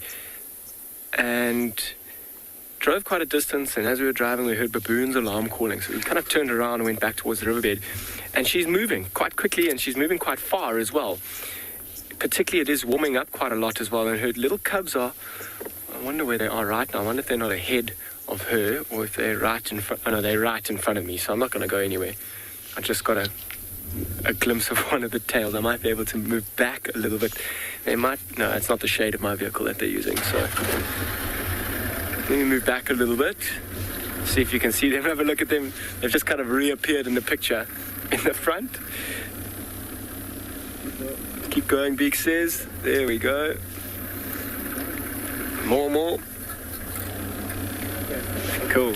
Quite amazing. I mean, as we were following her as well, we found the baboons. We saw them alarm calling. Right at her there, she's crossing with us, two little ones following behind her. And as we stopped and turned off, we heard Impala's alarm calling. And that's exactly what I think she's listening to. She's trying to see if maybe there isn't a food opportunity, potential for a meal. Maybe a leopard's taken down an impala not so far away from here. And she's going to go in there, and if a leopard has, or even a hyena, she's very likely going to go and steal it from them. But it's quite interesting. I mean, she is being quite brave, taking her two little cubs to an unknown impala alarm call, because if it is maybe another pride of lions or a huge clan of hyenas, it will put these two cubs in serious danger, in fact. So she's up and moving. I wonder if these two aren't going to get up and follow her as well. Let's give them a moment. She's kind of walking slowly through the thick bush. She'll stop every now and then and listen. And these two are watching her very closely, learning. See how their heads are kind of going different. There we go. One up. Here it goes. Other one up as well. Here it goes. Following Mom's exact path. Being sure not to let her too far out of her sight, or out of their sight rather, and so that they can keep following. And Mom wants them to follow as well. If she didn't, she would have kind of let them know. Okay, so I'm going to try and reposition, see if we can't follow and catch up to Mom. And let's see what's happening here. I wonder how... Oh, she's coming back. Changing my mind a bit. So she's now... Where are you going? That's the two little ones come through. So she has kind of just changed her mind. I wonder if she's not doing a little loop around, trying to see if she can't spot the impalas that were alarm calling and try and take them by surprise, or even the animal that they were alarming at by surprise. Oh, she's now just lay down as well. Let's see if we can't find a better position to get into here quickly. Very interesting.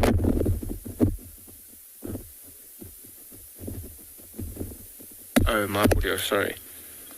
Back? Cool. Back again. So, let's see. Let's try and get in here. Watch your head here, BK, and the camera. Just going to turn off and allow this vehicle in front of me to get a good spot. So a bit of a tricky spot that she's lying in. And I'm going to try and keep my head out the way as well. Be very interesting to see what her next move is. She looks like she's picked a shady spot. And so I wonder if she's not listening. Listen, I don't know if you can hear that.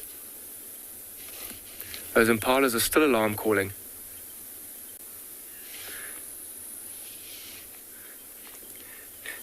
Garcia and their eyes are gorgeous. I agree with you. I haven't had so much of a chance to look at them this morning because I've been trying to follow them.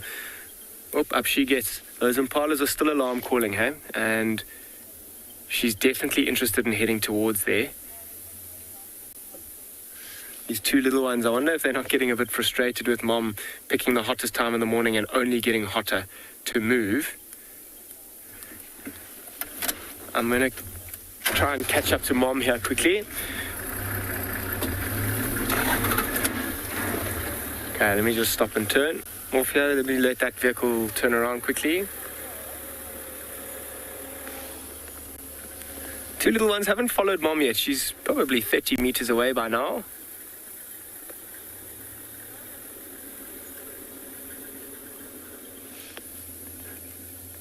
They're enjoying the shade. Not so happy with Mom moving in the heat of the day like this. So let's... Okay, so I'm going to keep following Mom. I wonder how long it's going to take before she catches up to those impala alarm calling and what is actually happening there. I'm going to send you over to Steve and his lines as well.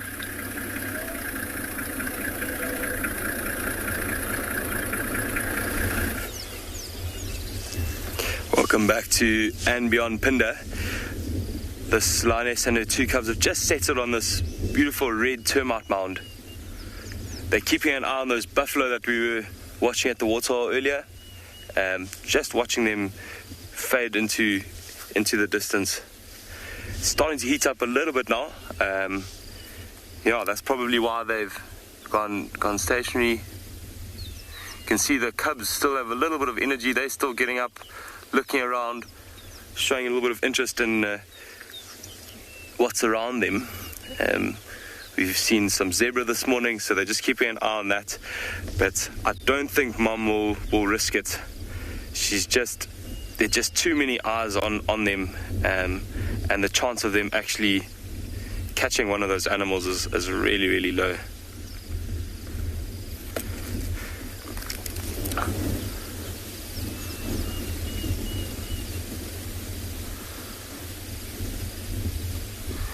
Mama's still quite focused though.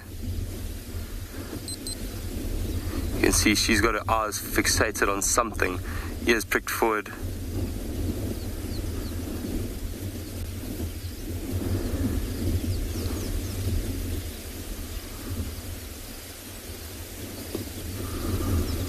Everything that the mom is doing at the moment, the cubs are watching quite carefully, and they're taking notes because they know in the near future they're going to be doing exactly the same. And 2 years isn't a very long time. It is quite a long time in a lion's lifespan, but in about 1.5 years, 2 years time, these young lions will be doing exactly what the mom is now doing, trying to provide for youngsters and just for themselves as well.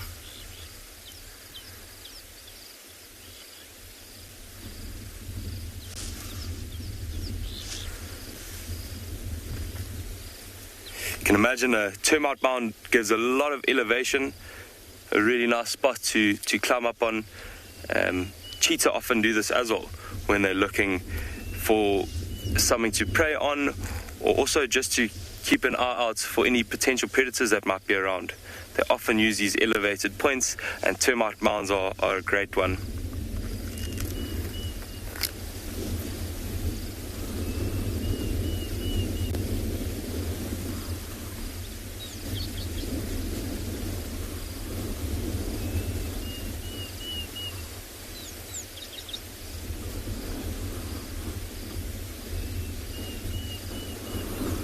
All these beautiful sounds. I don't know if you can hear that Deirdre's cuckoo in the background. It's a really, really beautiful sighting here, and with that mountain on the background and the lights, really nice on these lions. That red color is also a color that we don't really see too often in Phinda, and it's a really special soil type. It's quite a clay-based soil. And often if you see warthogs rolling around, it looks like a completely different animal. They turn out really, really red, and it's quite funny to watch them.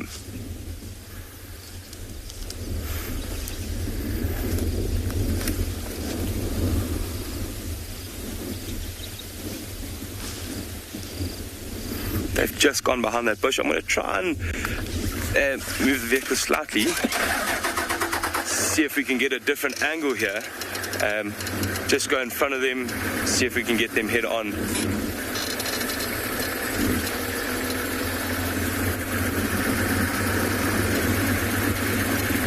There we go. Looks like we've got a nice angle here. The cubs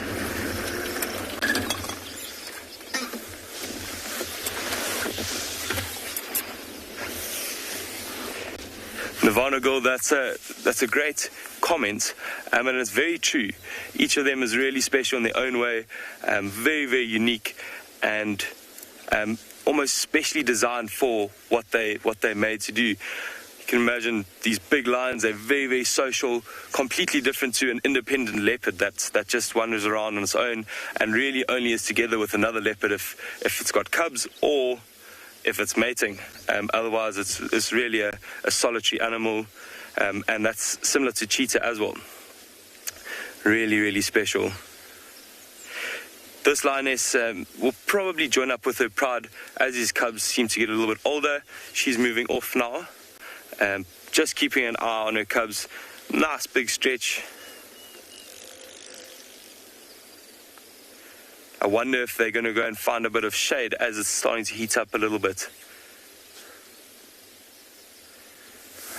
I'm going to try and keep up with them.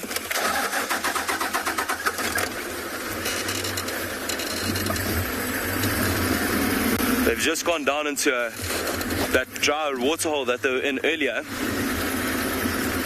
Let's see if they're going to carry on moving.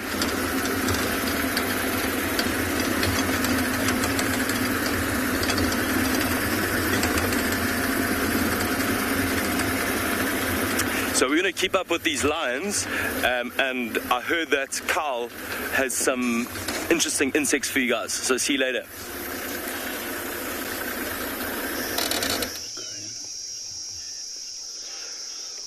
Well, look at this amazing sight. There is a lot of brown-veined whites. This is the butterfly species that makes that mass migration through the interior of South Africa, almost 3,000 plus kilometers. And at the moment, they don't have anything else on their mind but mating. This is where they'll find a mate. You can see how they're flutting around, and there is a few of them that are actually attached to one another. And how they are doing this, mating is obviously it looks very awkward, but in the beginning they'll actually sit side by side. But when they attach themselves from abdomen to abdomen, so back end to back end. That's where the reproductive organs are situated.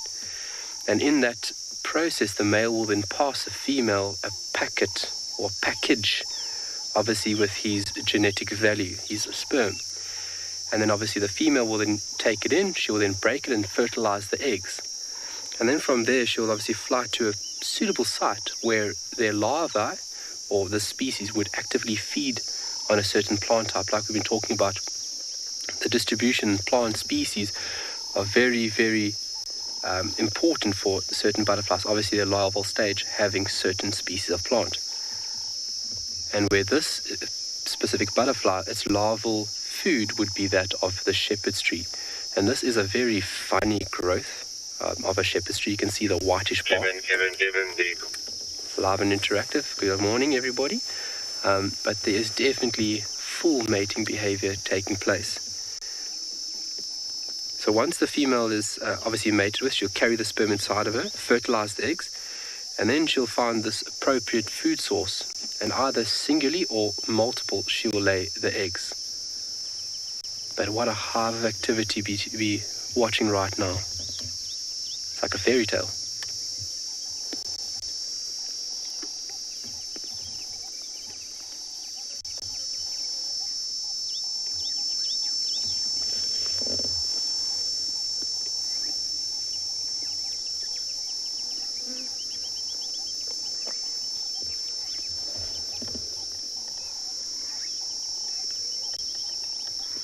Also pheromones are also used to obviously recognize mates.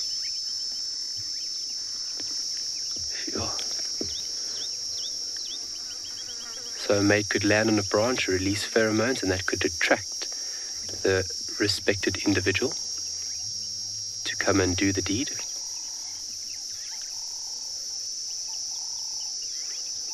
And a very, very amazing period now, because these things migrate through the interior of the country. Every 20 minutes they need to stop to get a drink. If they don't, they'll die from dehydration. So all the flowering plants right now are vital stopover points or stopping points for them to get a nourishing drink. And if you look at the other day, we were looking at them drinking at the pan, and like I mentioned, they were taking up some essential minerals, especially salt, and obviously water, but salt plays a vital role in reproduction, so a very important element for these butterflies after this process is complete now when she lays the eggs.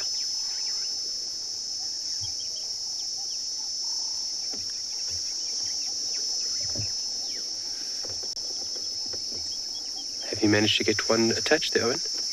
Oh, we had one earlier. Seen the others. So when they are attached end to end, sometimes, mainly all the time, you'll see one individual actually hanging and the partner actually carrying both individuals in flight. It looks very awkward in flight, but when they do this transferring of this sperm package, it's usually done in a static position. Obviously, it's a lot safer, because while you're attached to your partner, you're at high risk to being caught by a predator such as a bird. Birds will obviously highly sought after these food items. So a very tricky process that these individuals are going through now, but obviously vital for the next generation.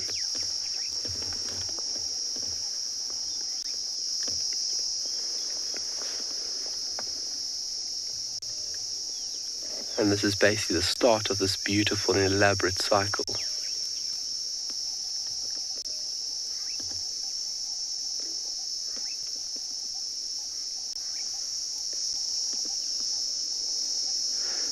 And it's just on this little bush here. I mean, it's a hive of activity just at this one spot.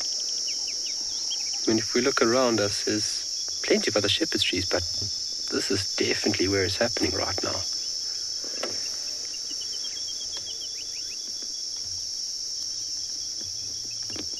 And as the weeks go on, more and more species will emerge. 76 different recorded butterfly species on Tswalu, which is remarkable for a western arid region such as this area.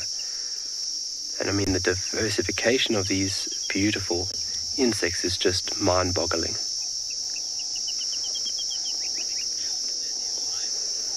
Well, we're going to enjoy these butterflies for a little while longer, but we're going to send you over to Tristan, and he's got some lions.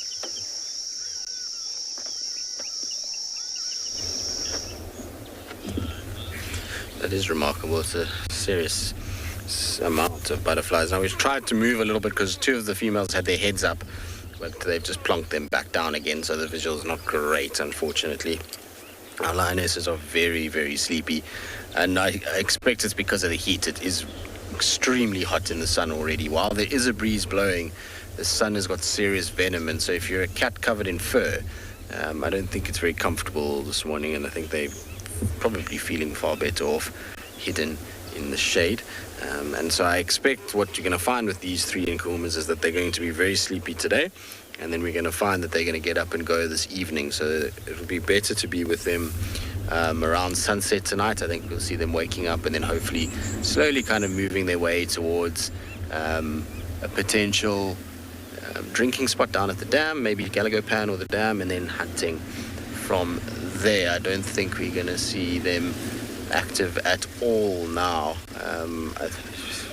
I'd be very, very, very, very surprised if they did anything. I mean, you can see their whole demeanor has changed since they chased Tingana. They've become a lot more kind of relaxed, and they just flopped on their sides. They're not watching anything. They're not even paying attention to vehicles that are arriving in the sighting. They literally are just asleep. And this is what, a lot of the cats will do. Even leopards this morning, I wouldn't be surprised that their behavior is very similar. Like Tingana, pretty sure that he found himself a spot and has ended up just sleeping now. I don't think he's going to be too active either. It is warm, it's blustery, it's not really the conditions for lions to be moving around too much. I suspect we're going to find that they're going to just lie up here. Oh, you guys decided to put your head up to see who's arriving. I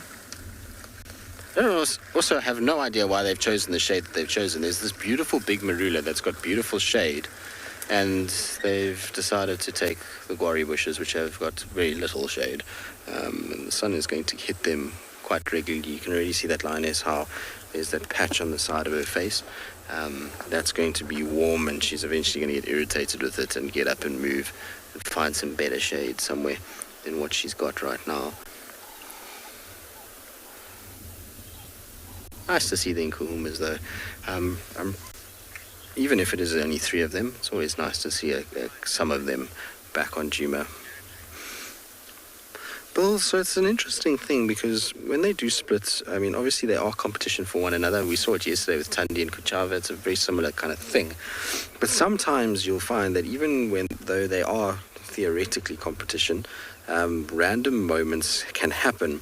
And I've seen it with the Salalas and even the Talamatis and the Nkuhumas where they actually end up feeding together on carcasses sometimes. But generally the response to one another is going to be quite negative.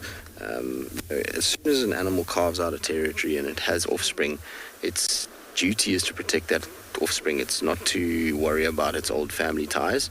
And so if that means that the family ties that it had previously are compromising its ability to mate, to produce cubs, to raise those cubs, then it's an aggressive response that starts to take place in order to try and kind of reduce that competition. So, you know, it's sometimes they are fairly okay with each other, but most of the time not.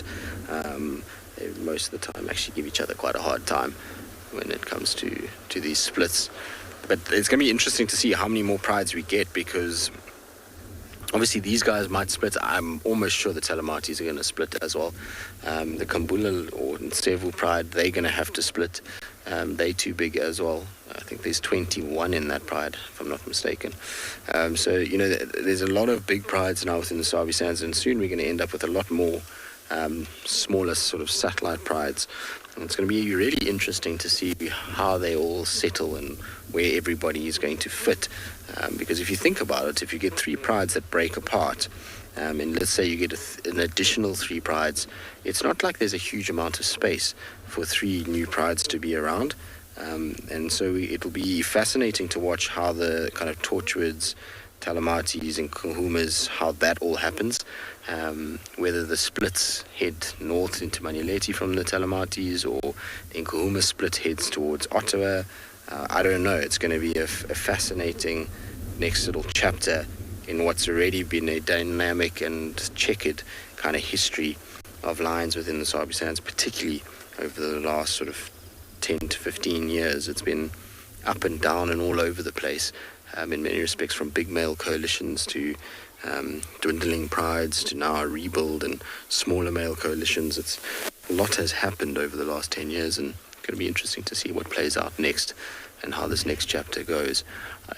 I have a sneaky suspicion, though, that what we're going to see is these young Nkuhumas are, as we know, have already come into estrus cycles, and they're starting to mate with their evokers. But I think what they're going to do is they're going to end up having cubs on Juma. They're going to come and have their cubs where they were born and put as youngsters. That's what I think is going to happen. I think we're going to see very similar den sites from them, and we'll have a kind of back to 2016 period where we had lionesses here with their cubs, and it was a constant. I wouldn't be surprised if that's what ends up kind of happening. The other area that's up for grabs is also Torchwood. Yes, there's Torchwood lions that are moving around the far eastern side, but that central part of Torchwood is pretty much underutilized by lions at the moment, and there's some beautiful den sites there, as well as food availability. There's a lot of buffalo that come out of the Kruger on eastern Torchwood. So I think that will also be a place that you might find some lions starting to settle, and maybe that explains the far-ranging movements of both the Nkuhumas and the Talamatis out of their general areas, is that they're starting to expand and almost look for other places. You might find that, you know, young females are driving the pride to move further afield as they explore and try and see where their next potential move can be in order to kind of sustain themselves. I'm sure there's a prey kind of response to that too, in that they're searching for food, but it could also be that they're just searching for space more than anything else as the prize expands, so they know they're going to need more space to operate. But yeah, it's going to be fascinating to see how it all plays out. Much like our leopards at the moment, we're in a really good from a predator point of view. High number of leopard and big pride lions, and that's at some point, you know, interactions and things are going to happen, and you know, it can't always stay idyllic like this forever. We really have been spoiled probably the last 6 months, I would say, with unbelievable sightings of pretty much all the predators that we see here at Juma. I mean, we've even been seeing cheetah again lately. It's not regular, but we have been seeing them. We've had a lot of dogs, a lot of hyenas. Our prides of lions have been fairly good to us. I mean, obviously we're seeing the Talamatis a lot more, and the leopards have just been off the charts. So it's going to be fascinating. All right, we're probably going to leave these lions now. We're going to go scratch around. There was reports of a leopard soaring to the west, so maybe Shadulu or Hukumuri is about. So I'm going to go see what I can find there. In the meantime, let's send you off to Carl at Swalu Kalahari.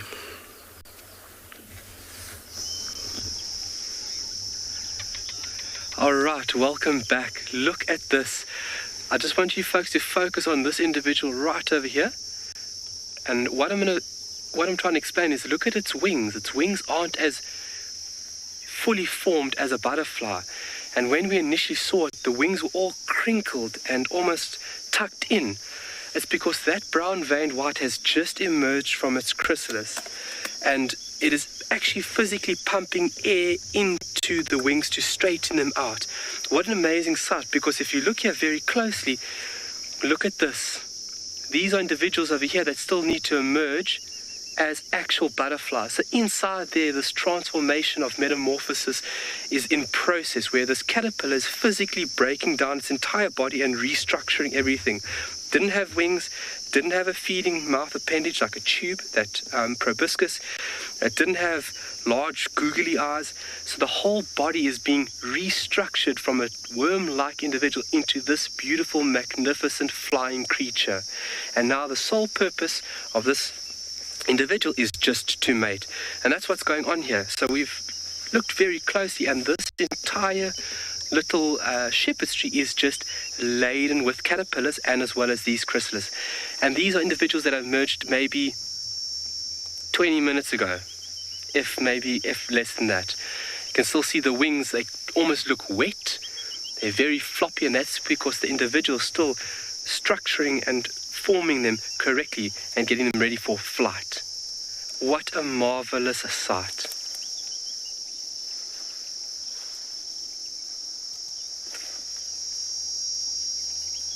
The individual didn't have antennae. It didn't have eyes on the side of its head. It had eyes on top of its head. It didn't have wings. It didn't have reproductive organs. Everything happening in this tiny little case. How incredible is that? And I would love to find one. Where? Shush. Everybody, this is Deirdre. Oh my word, here we go. Yes, nice one, D. Look at the wings. And now you're going to see in the next couple of minutes, those wings will start basically pushing out and forming into proper wings. Oh my word.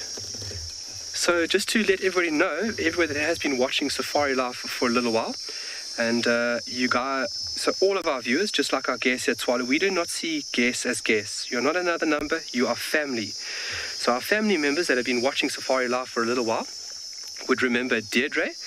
Deirdre will be taking over from me tomorrow morning. Wealth of knowledge, obviously the boss here on Swalu, and she'll be in the hot seat from tomorrow morning. And what an amazing sight. Deirdre, let's just say hello to Deirdre. There we go. Let's just give a hello to Deirdre. Hello, Deirdre. There we go. This is Deirdre, everybody. And she's the individual who just spotted this, but this is remarkable to see. This is a first for me. I've only seen this on obviously footage before, but never like this. This is such a treat. Brand new life stemming right in front of our eyes.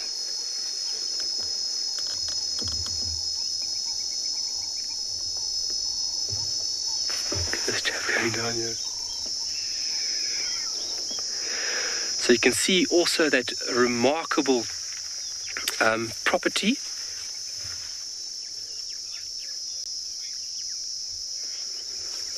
Louis, you are correct. It is blood that fills the wings. You are 100% right. Louis, good morning. Asked a great question. Is it not blood that fills the wings? I stand to correction. Yes, it is. Thank you very much, Louis. It is blood that fills the wings. And obviously, while the animal is drawing in air, that blood is being pushed and stimulates the wing development. I mean, look how that transformation has happened right in front of us.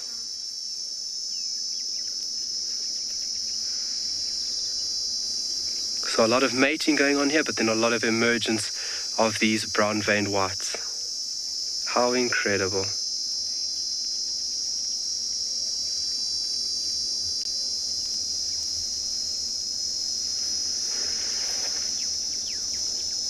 And now in the period that we're in, obviously temperature is a very important thing as well.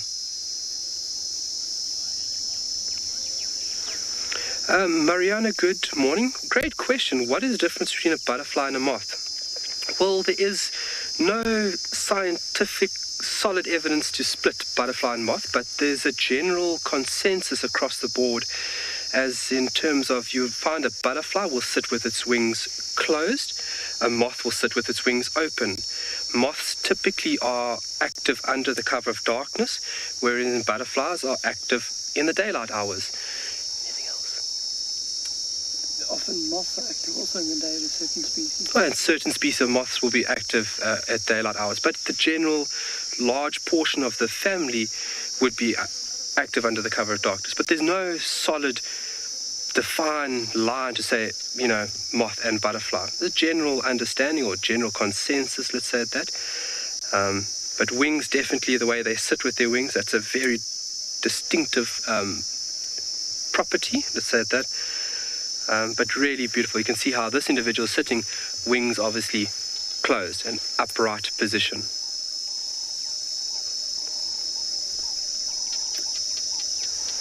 Let's see if we can see one coming out. And it's a fundamental thing, folks. The slower you go, the more you look, the more you see.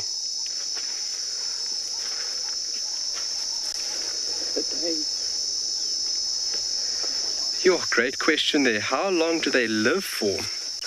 Brown-veined whites, I would say, live for a week or two, maybe.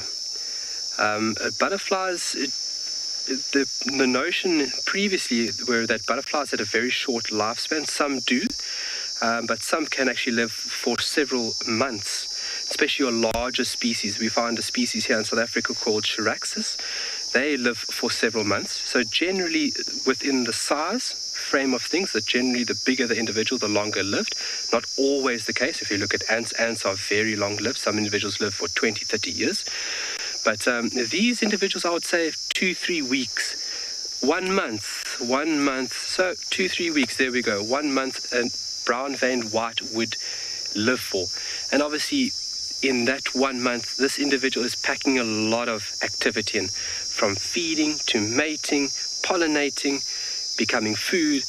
It is a very short but very high energy, fast-paced 3 weeks for this little insect. That is incredible. That is just giving me absolute goosebumps that we have just seen that. I never thought in my wildest dreams I would be able to see it, but then we are now sharing it with you as well. What a treat.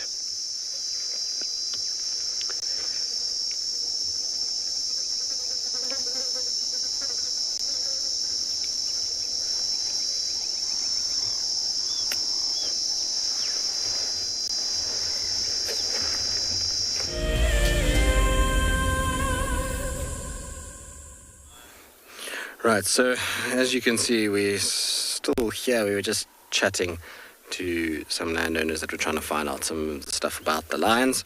They were listening to our last little kind of chat, and they were intrigued as to what was going on, and were asking a little bit of information. It's always nice when we get people that are interested in things, particularly people that own properties here. They don't come all that often, and so sometimes they lose kind of touch with what's going on, and it's always nice just to sit and help them out with what's happening. Generally, they're all nice people, so it's a good thing to do. But we're going to sit here with these lions a little bit longer. Like I said, we'll just let you listen to the sounds of the African bush while they have a little nap as the wind blows.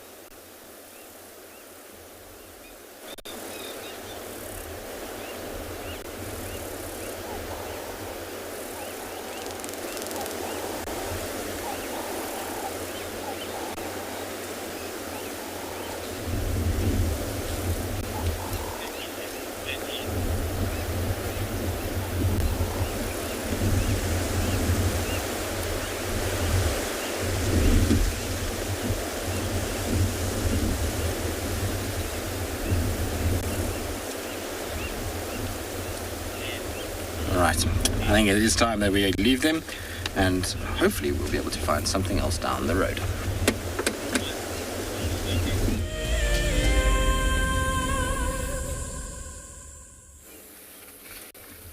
There was a gorgeous gymnogene that was in this, or on this dead tree, trying to get its claws into what appeared to be a starling's nest. But then unfortunately, as the birds do, it flew away, being dive-bombed by starlings and drongos as usual. I was hoping if we just waited it would come back here, but unfortunately not.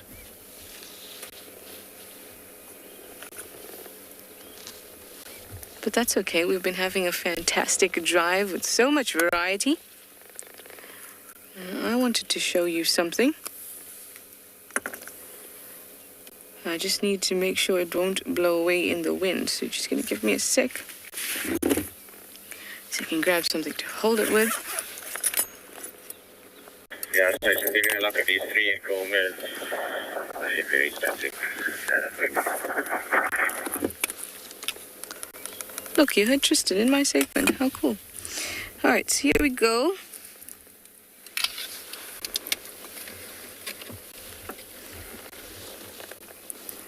I'm going to pop it into the shade of my cap there so it's a little easier to see.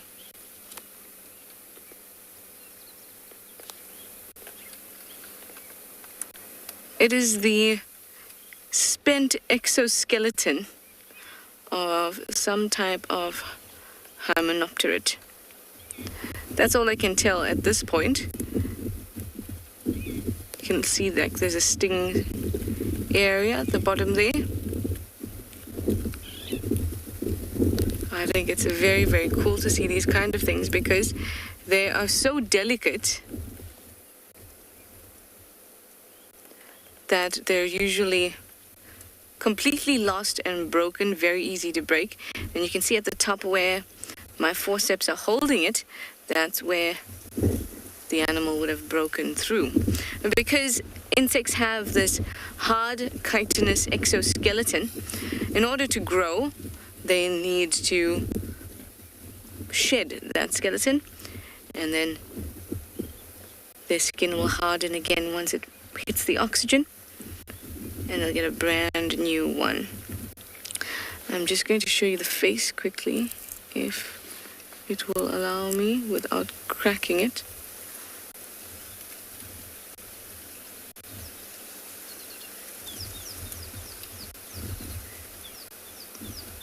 Might also be a young mantid, the type of mantid.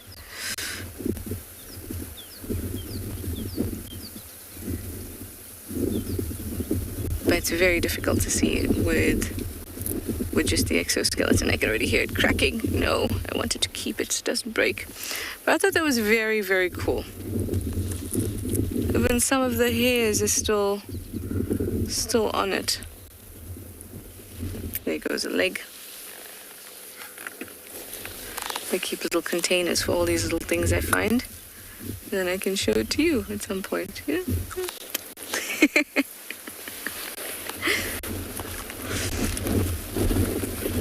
Alright, well, let's put these away and continue on. Still haven't found any elephants, except for some young males that were running away, having a bit of a box and then running away.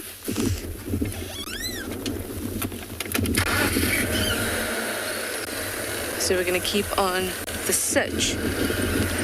Last night I saw on the way home after Tingana, I saw a scrub hare suckling 2 little tiny leverets. That's what you call baby scrub hares. Tiny, tiny ones. Just like that. And then we stopped and watched them for a while. And at first, their immediate defense is to crouch low against the ground. So then we switched everything off and just watched them in infrared. And then they suddenly got up and they seemed to have so much confidence about them. Tiny, tiny little things. It was so lovely to watch. And now because they are out in the open, they don't have burrows. We know this is about scrap hairs. They create little forms in the ground. So that's actually why I came this way, is to see whether they'd be anywhere nearby where I saw them last night. Obviously, being nocturnal, they're going to be out in the evening, but we know we've seen scrap hairs in the day, and they are somewhere in the day. They're just lying up so well hidden that we usually don't see them. But since I knew where they were roughly, I was hoping that I would be able to find them. Unfortunately not, but hopefully that's just their camouflage working really well for them.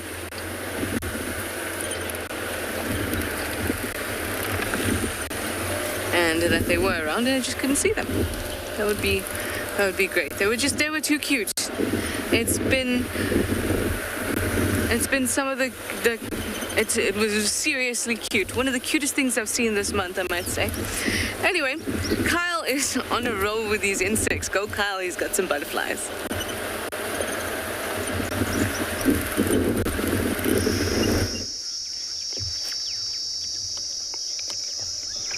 Welcome back to this very wonderful scene.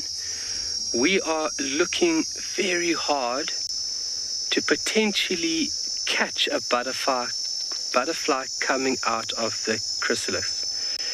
So to think about what's going on over here, this caterpillar would have used silk to anchor it to the branch. You're on that one, eh? Yeah.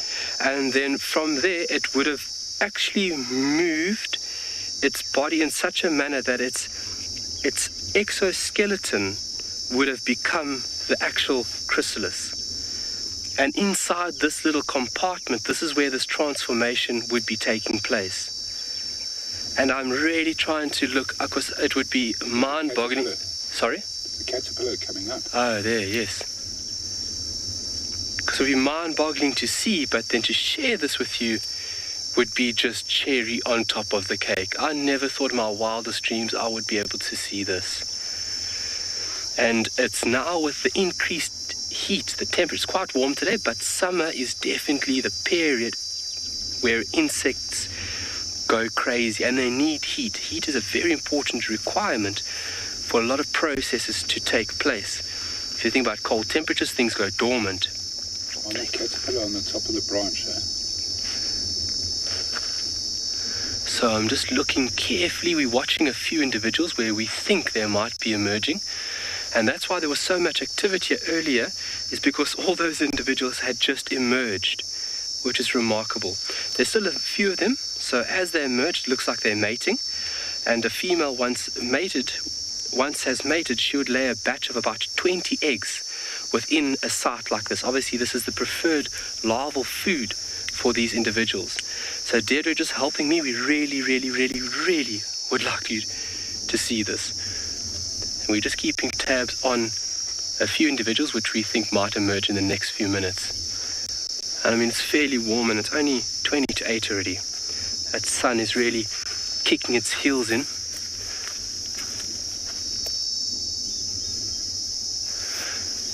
So Deirdre has seen individuals that look very white. If you see the casing that you folks are looking at now, it is fairly white. And if you look at the butterfly, there's colors that resemble it with inside here. So there's its eyes. You can actually see its eyes will be right on top. Obviously just being very, very careful here. Just come out. So its eyes would be right over there. And then the wings folded in a very neat pattern lying behind the back.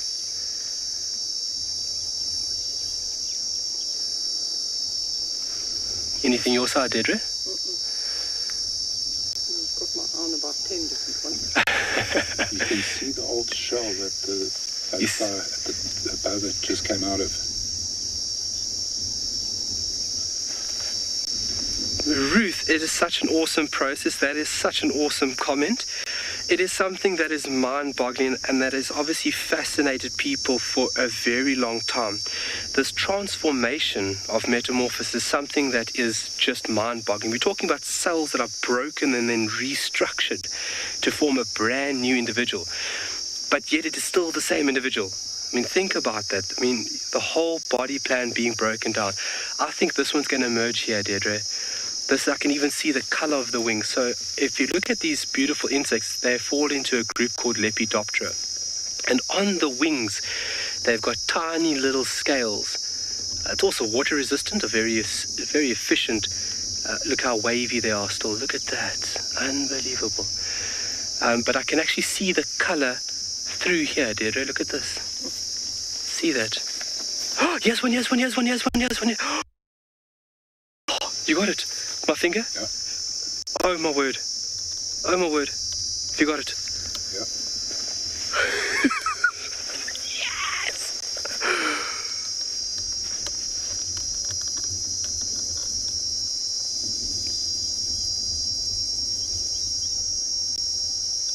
Oh, my word. Welcome, buddy.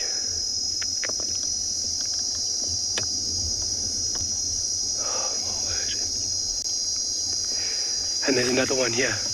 Oh, it's not. Okay. Oh, my word. Look at that. Welcome back to the world.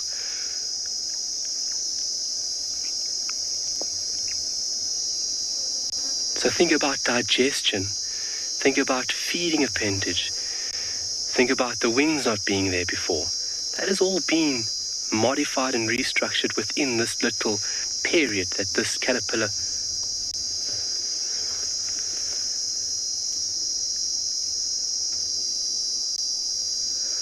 Oh, my word. We've got one actually making a chrysalis here. Deirdre, look at this one here. Unbelievable, folks. Look at that.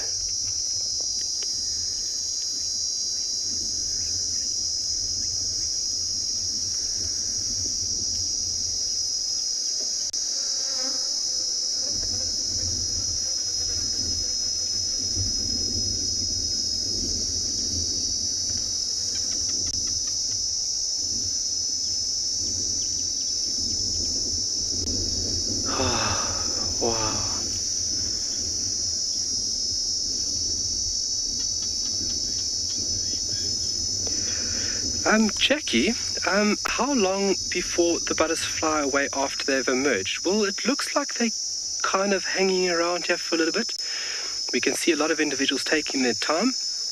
They move off a couple of meters, and it seems like they are looking for mating partners straight away. You obviously in this beginning period, you just want to take it easy. You've just emerged, and you've got this new apparatus of wings, and you're still kind of finding your feet. So it looks like they're taking a couple of minutes here, and then they take flight. And from there, they waft off to the end of the tree, and then it looks like they fly off. To try and keep tabs on one is a fairly difficult task, because there's so many at this point in time. But yeah, they wouldn't have to go far, because this is their larval food. And they obviously have taste receptors. The antennae would be doing that job. They are smell and taste receptors on the end of these club-like appendages, these antennae. So this insect can pick up the chemical clue that this is larval food. So if it is an individual that will reproduce, this is the best spot. So you would kind of hang around here. If you do find a mate, great. If not, that's why you have this amazing ability of flight. And something that's only been achieved through certain organisms through evolution. Insects, mammals, and that of birds. And it's a remarkable adaptation, especially to find new food and to find a representing mate. Oh, I can't believe we saw that. Physically mind blown right now.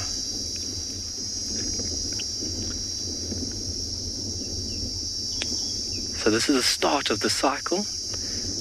Obviously reproductive individuals, finding a mate, mating, laying eggs. Like I said, this individual would lay about 20 eggs on a shepherd's tree. Boskia is its larval food. And from there, this little caterpillar, once emerges, would just eat frantically to try and accumulate the material, the energy it needs to go through this transformation, because the cumulative material would be needed to transfer into an elaborate adult such as this. And this is what we refer to as a holometabolic life cycle. So the whole body, holometabolic, the whole body is restructured and broken down. So a very different life form coming out.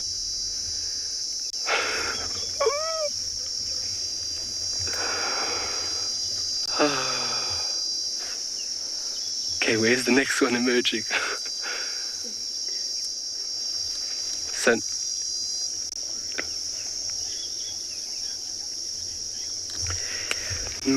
Mario, is there a way to determine if it is a male and female?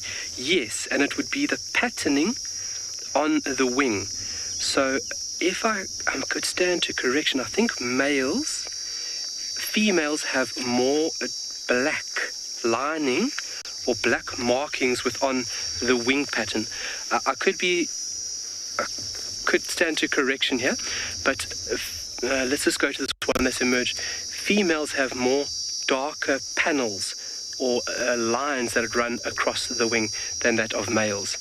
It could be the other way around. I'm super dyslexic, so my brain could be just shifting things around. And I am only human. So if I am incorrect, I apologize profusely. The more colours is male. And the more colours, the more... Okay. Beautiful.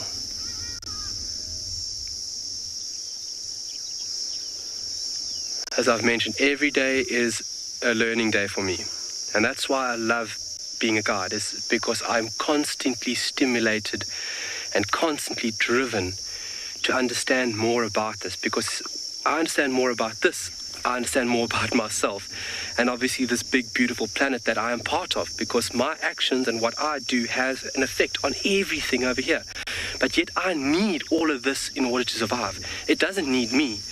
So in terms of respecting and understanding it is by far the most enriching part of my life, is understanding all of this. Because how lucky are we that we have the cognitive ability and the luxury of viewing and understanding all of this complexity. All right, I'm going to keep on geeking out of here. We're going to send you over to Taylor at Pridelands.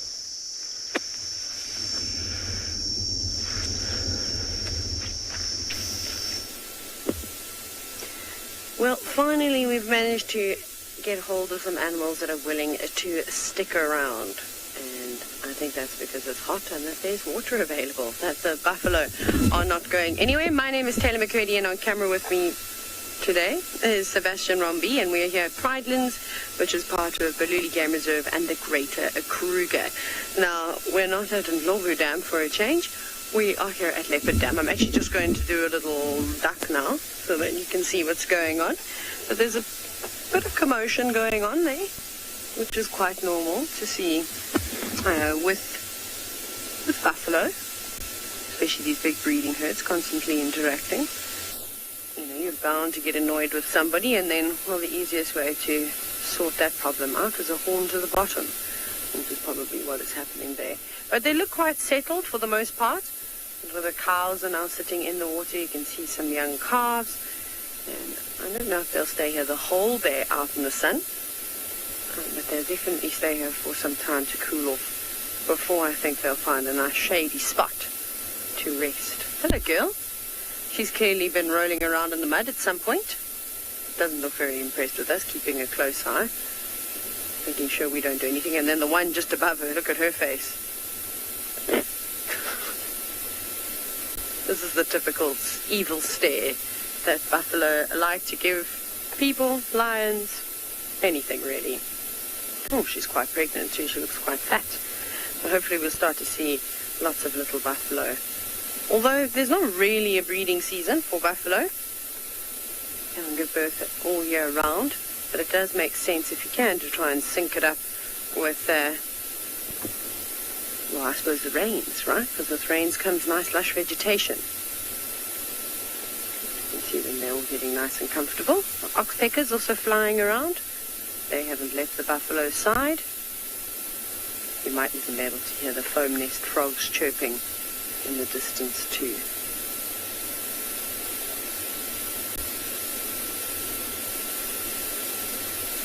very peaceful scene out here this morning. Sebastian and I have also managed to find a little bit of shade, which we're huddling under. I think the buffalo are probably envious. We also don't want to really sit in the sun. We kind of don't want to cover ourselves in mud, so we've opted for a marula tree, thankfully.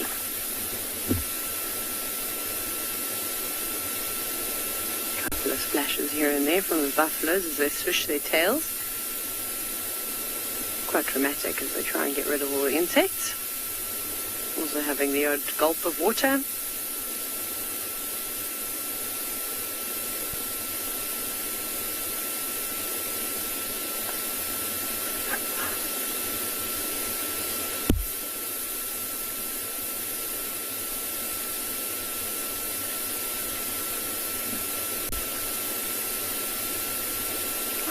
Start to hear the humming of the bees and dung beetles as they fly on past, until there'll be lots and lots of feces around the edge of the dam before the buffaloes went in. I don't think that they were sleeping too far from here last night.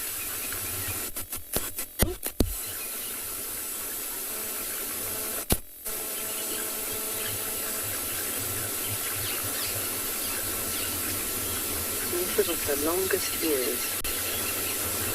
These are perfect for swatting the flies just around the eyes.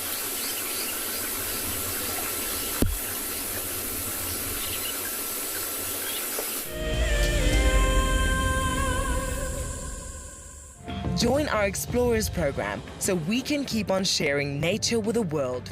For a monthly subscription, you will have the opportunity to win fantastic Wild Earth expeditions, have access to an animal identification app, receive weekly highlights from our shows, and much more. All the money will go to keeping these live safaris on air, which in turn connects a global population with nature. Wild Earth is launching our brand new Explorer program with an opportunity to win a very special Wild Earth expedition. The lucky winner will get a behind-the-scenes Wild Earth experience at the magnificent and beyond Ngala Tainted Safari Camp. The prize includes a 3-night stay for you and a friend with a chance to sleep out in the unique Ngala treehouse. Become a Wild Earth Explorer and stand a chance to win this and many other prizes. Terms and conditions apply. My name is Lauren and I'm currently working in Djuma Private Game Reserve here in South Africa. I love answering your questions during the live safaris. It's my favorite part. It feels like you're on the vehicle with me and I'm able to teach you exactly what you want to know. If you want to ask a question on Wild Earth, then you need to register on our website. Once registered, you must go to the live safari page and ask your question below the live feed. Join us around the fire as we have our very first Wild Earth Explorers Fireside Chat. And what that means is that if you are an explorer, we're inviting you to come and join us so we can chat about the greatest highlights of 2020. We will be chatting about our favorite characters and what they have been up to during the course of this year. And if you would like to join us, head over to our Explorers page and subscribe. Don't miss out. This Fireside Chat will be on the 13th of December at 7:30 p.m. Central African Time, straight after Sunset Safari.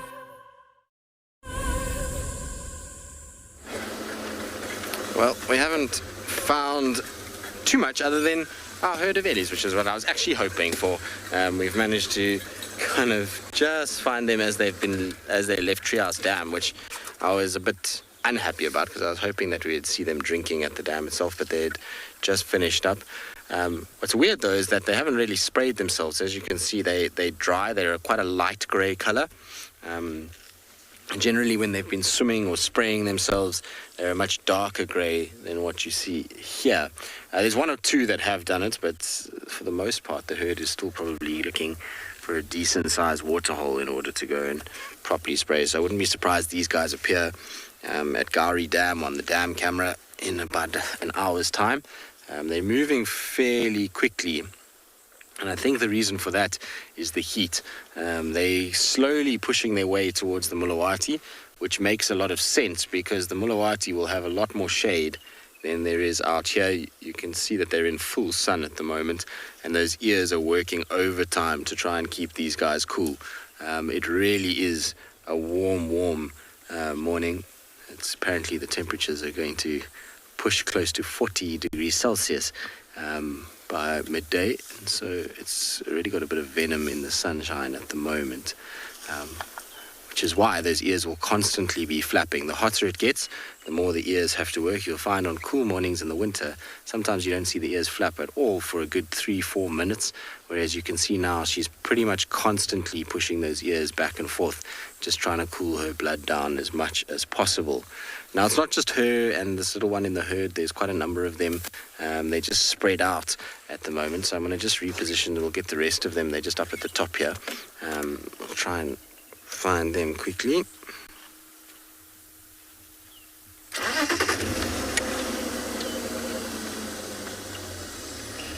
Megan, no, elephants cannot jump. They unfortunately do not have that ability. Their body weight and their body structure doesn't allow for jumping. So you'll find even when they're running, their feet pretty much don't leave the ground. They kind of skirt along. It's just too heavy for them to jump. What they can do, though, which is pretty cool, is they can go up on their back legs and stand on their back legs. Here in South Africa, we don't see it very often at all. It does every now and then, you might get one doing it. But if you go to places like Lower Zambezi National Park, Mana Pools in Zimbabwe, and Lower Zambezi in Zambia, there they have anna trees. And what you'll find is the ellies stand on their back legs to reach the branches. Because of the years and years of elephants feeding there, nothing is really within reach of normal feeding height, and so they have to rear up on their back legs and stick their trunk up as far as possible to be able to then grab low-lying branches and seed pods and pull them down. And often they'll like shake the branch and the pods start to fall, and then they feed off them. There's a very famous elephant up in Mana Pools called Boswell who does it all the time. He kind of stands and has these iconic photos in the beautiful light that Mana Pools gets of these guys on their back legs, these massive bull elephants kind of upstretched towards the tree. It's very cool to see. It's always a special thing to watch when Ellie's dead, but they can't hold it for long periods. I mean, they're not going to stay up there indefinitely. It's kind of rock back, trunk up, pull branches, and then come back down again to feed on what they've managed to get. But yeah, no jumping, I'm afraid. They just have too much weight for that. But you can see how they're moving. It's interesting to watch because they move fast through the sunshine, then they find a little shady spot, and then they slow down and feed underneath the shade of a tree. As soon as they're kind of in the sun again, they just don't like it, and you find that they start to move much faster. You can see this female's also had a bit of a shower. She must have used some water at Treehouse Dam, unlike the first female that we saw.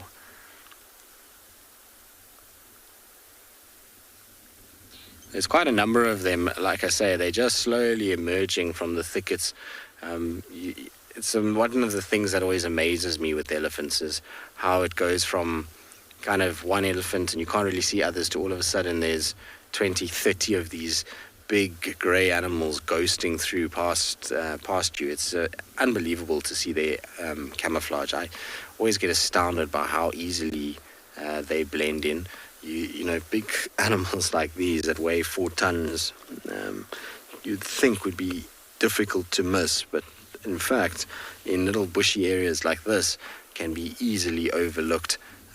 Particularly if you're not listening. They give themselves away mostly with the sound that they make because of the crunching of trees and branches brushing up against their skin. Makes a bit of noise. All right, I'm going to try and, before we get reposition, Lark, you want to know the difference between a male and a female, so I shall show you in a diagram because I'm sure that will be easier than me just explaining with no reference.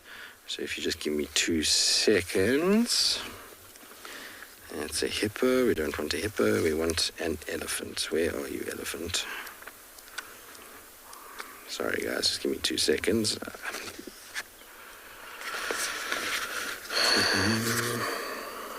Now, where is it? I had it here. Sorry, I'm trying to find the page in my book. There we go. All right. It will be easy enough to explain with this diagram because, well, it's nicely laid out. Okay, so you have bull in the background, cow in the foreground, so you will see that there's going to be a size difference, but obviously that is when you can see them together. It makes it a lot easier when you kind of have them close together to see size differences. But the easiest way is if you look at the head of these two individuals, you'll see that the head of the cow has a very angular, sharp, pointed kind of head, whereas the bull has this nice rounded sort of forehead there. And then the spine is also quite indicative of sex. You see the male has a very sharp kind of point that goes up and then it drops off and comes up, whereas a female is a lot more kind of straighter.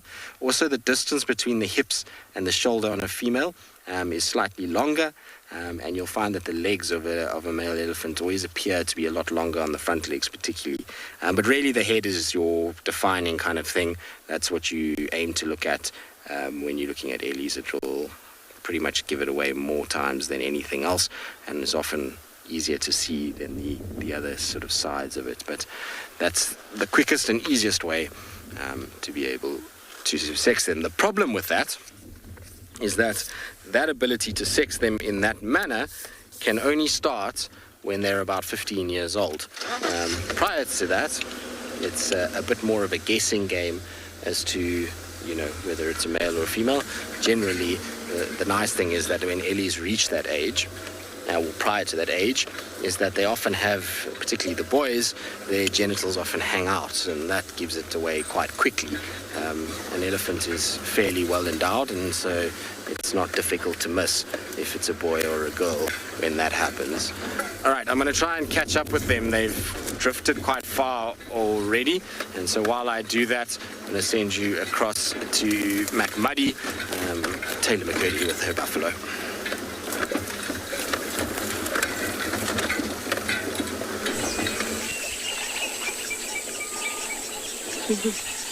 Yes, I am McMuddy, that is true. I think it was almost this day 3 years ago where I fell face first in the mud in the Masai Mara. Right, speaking of mud, we're looking at some, not that I've smeared it up against the tree, but this is a marula tree, and this has been done by the elephants.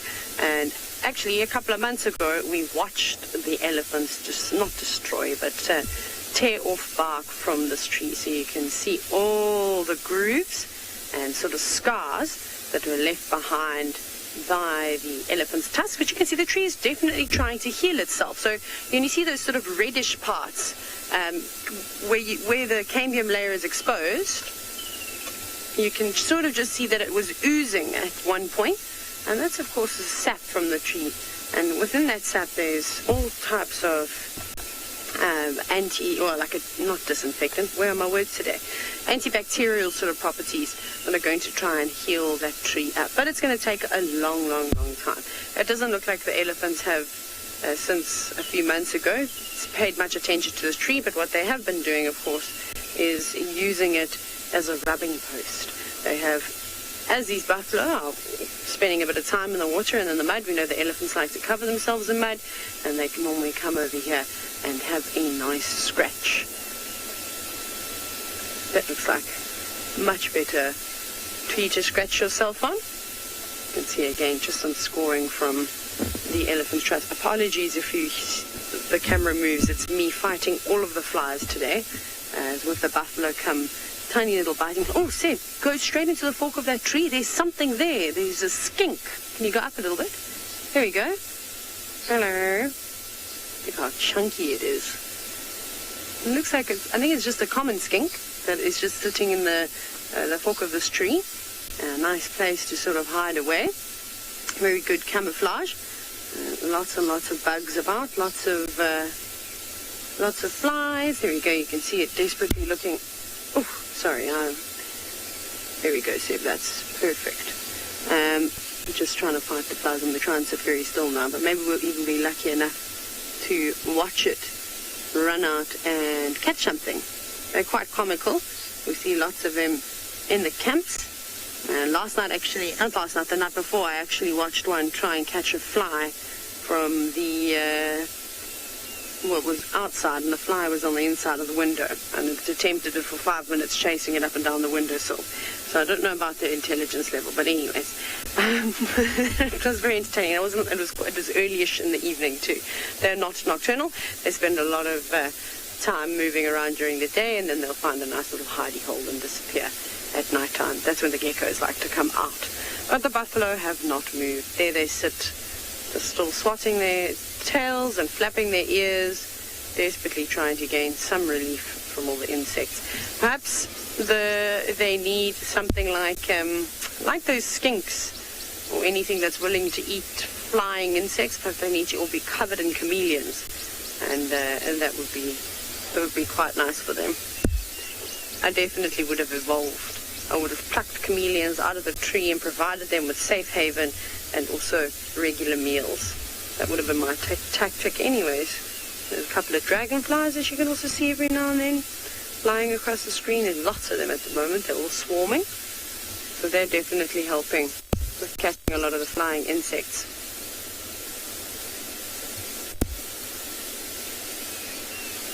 Keenly, now, I haven't personally ever seen a physical fight between elephants and buffalo. I know there were pictures many years ago that surfaced on social media where an elephant basically lifted a buffalo off of the ground. I suspect there must have been some kind of altercation with a buffalo and a cow's calf or something along those lines that got to the point where the cow felt like it was agitated and needed to intervene. Remember, animals don't want to engage in a fight unnecessarily because they can become injured in the process and then, of course, not be able to feed properly, not be able to defend themselves. So if they can avoid conflict, they will. So no, I haven't personally seen it. You see it, I mean, what you typically will see is around a watering hole where everybody's, sort of jostling to get a place to drink or to come in and have a swim or to just sit down and relax like the buffalo.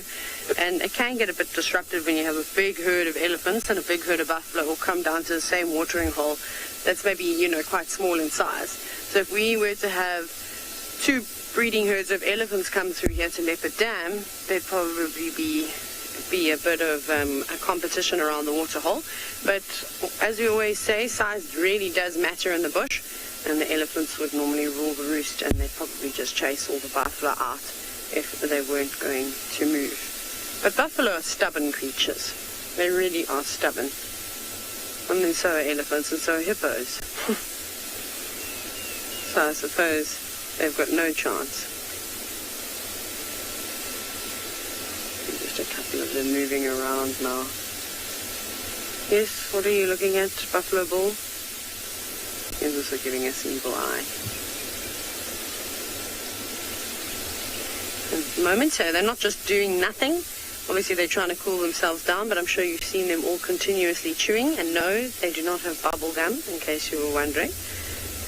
They spend a large part of their day, as all ruminants do, so any animal with a four-chambered stomach, and they obviously have very effective digestive systems, and part of that is because they regurgitate a portion of partially digested food and then chew on that again, and it goes back down into the other chambers for a second chance at digestion, which was quite cool. But anyways, we're going to leave the buffalo now in peace and let them carry on with their afternoon.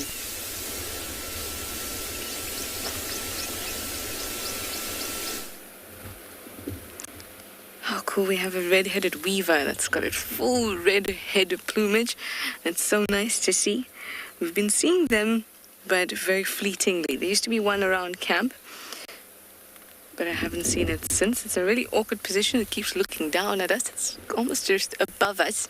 But if we aren't here, then the stick's going to be obscuring it. So hopefully it'll give us one nice little look again.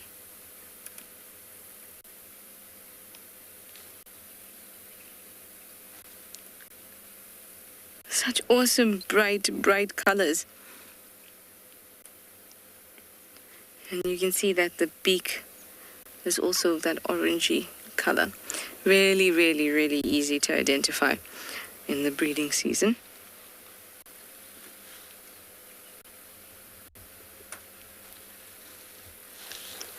And this male is all by himself here. We're on Simbambili at the moment. We want to go down to the dam. So I've been feeling a bit bird crazy the last few days. And red-headed weaver is a really good one.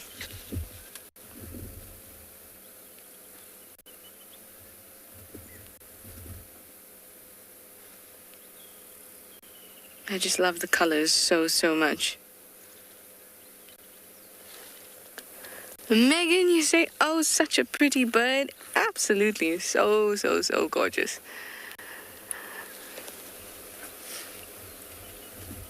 They make really nice nests as well. It's a typical weaver type of nest.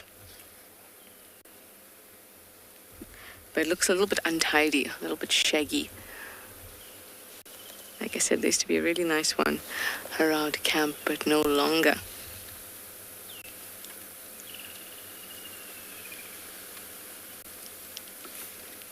So they mix feeders, seeds, fruit, as well as insects. I'm gonna see if I roll a little bit more forward, will you be able to get it there? Okay. Let's just roll a little more so we can... Oh. Car does not agree with me. No rolling today. Okay. Oh. Off it goes. It's built its nest on a power line close by, so it looks quite untidy. Hopefully I'll find another one that's not a power line to show you. I'm gonna head down to the dam, and Tristan has some elephants, so go over to those.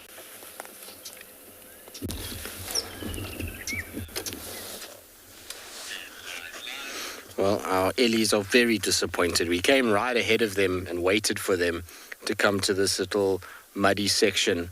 And I think they were all coming hoping that they could have a really nice mud bath. But alas, with the heat that we've had in the last 2 days, the mud is all dried up. And it's a disappointed, dejected look on many of an elephant's face as they came and sniffed around and realized, unfortunately, water and mud is not going to be available here. I'm pretty sure with this heat they were hoping to mud pack themselves and just get a nice amount of dark mud all over their bodies, which will just help with cooling down, 1, and 2, protecting them a little bit from the sun. As you can see, there's quite a few of them that are just milling about. It's interesting to watch these Ellies. They know exactly where they're going, because from here they're going to bypass me now and they're going to go straight down the road to Chelapan. I guarantee if we go to Chelapan and we wait for them there, they'll arrive exactly where we kind of think they will. It's pretty obvious that they go there. It's a general route for the Ellies is this way. All right, so let's go around and we'll catch them on the other side. I'm not going to push on the road, so I'll just go, there's at least a game path that runs through here that we can follow. And it goes around them. And then we'll just go to the pan and wait for them there. Shouldn't take them long, I reckon. Maybe 10 minutes or so. Not even, actually. 5 minutes. And we'll see those Ellies arriving where we are. They actually might get there before I do at this rate. See, this game path has gotten so thick nowadays. It's not nearly like it used to be. There we go. We're on the right one now. It helps when you're on the right one and not the wrong one. Generally, Ellies have right of way when it comes to life. And so we normally let them kind of go down the road. And if I were to drive on the road behind them, eventually they just get frustrated with the noise behind them and they move off and they don't actually walk down the road. So this way they can have free range just to keep going straight. And we don't have to worry too much. Like I say, we'll have them in the next 2 seconds. This is a little bit thicker section and then it gets nice and open towards the pan.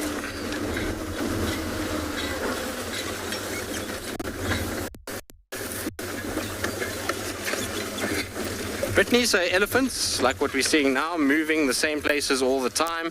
Hippos are big game path makers. Buffalo, rhinos, lions, leopards. Once hippos establish one, then you find that all the animals start to use them. and it becomes a pretty quick sort of progression to a big open path. Also, you must remember we had a drought for a number of years, which meant that a lot of these paths are far bigger and more defined than they would be in wetter years. On their way now, so I'm just going to go park in the shade on the opposite side of the dam, and we'll just, well, I wouldn't call it a dam, call it a pan, and see if they come down. They should. There's a couple here already that are having a little wallow. They beat me to it. So you see what I was talking about. You'll see on this cow's forehead how she's covering herself in this thick, dark mud, and that will cool them down much faster than just normal water. The mud actually cakes onto them, and it also just kind of acts as a little bit of a barrier that absorbs some of the heat rather than their bodies taking the brunt of the heat. But that's a massive, massive cow that's in there at the moment. It's a bit windy, but I'll try and keep quiet so you can hear the splashing of the mud.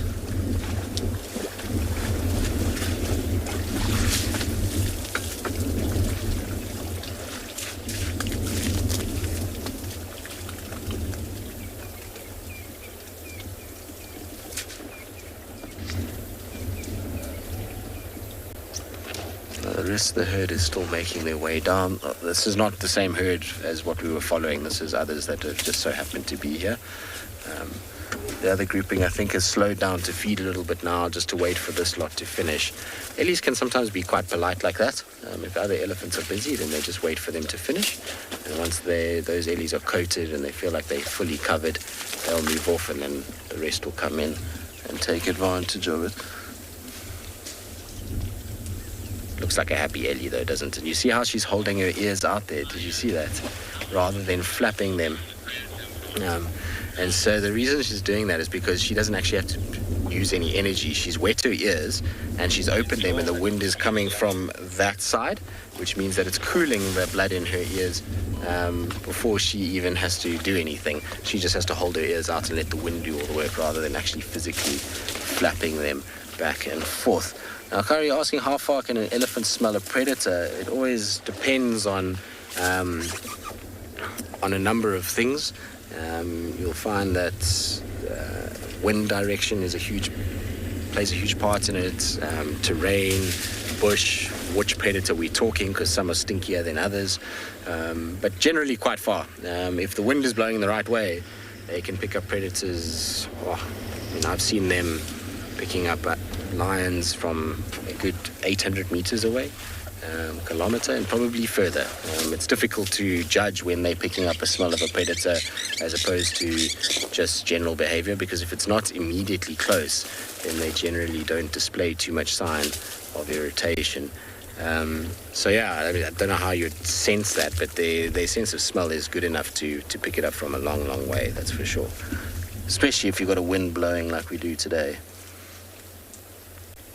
Is that one having a little sleep on the left there? Has it been too much today, little Ellie? It's just decided I'm done. I'm going to just lie in my wallow and be happy. I would imagine there's going to be a number of humans in this part of the world that's going to do very much the same thing at the lodges in the Sabi Sands today.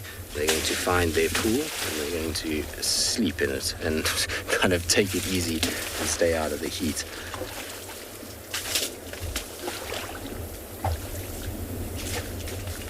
I don't think this ellie could have covered itself more with mud than it already has. The little baby in the back is benefiting from it too, because it's being covered by mom at this stage.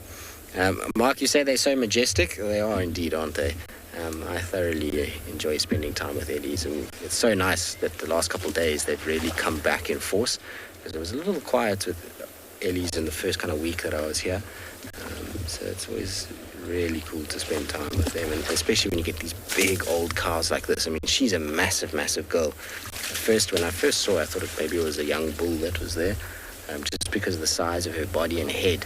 I think she's also pregnant as well. You can kind of see she's very rotund at the moment. So I suspect that maybe she's got a little one coming along. And if you look at her two offspring on the side of her, they're of the ages where it's possible she can have the next baby. She's got quite an old one that's lying down, and then there's one that's about I would say probably about 4 years old. So it's about right for her to have her next calf, that's for sure. Oh, there goes another one down, I think. Yep. Also going to lie down in the mud. Now what you will find with these ellies sometimes as well is that when they're in the mud like this, is that they will use their tusks to actually break the mud. So they kind of wedge the tusks in and they move it around and they make a slosh. And then from there they can actually wallow a little bit more. So sometimes you'll find ellies doing that. In this case though, these two are just having a snooze. They are not interested in moving around too much. I think they're tired. They've probably had a long walk. It's hot. And it just seems like the right place to have a little nap under mom's watchful guys. Cute though, isn't it? As I always say, when you get ellies lying down like this next to you, it's always an ultimate vote of confidence from them. So Natalie, asking about African and Asian elephants and differences. So there's quite a number of different things when it comes to the two.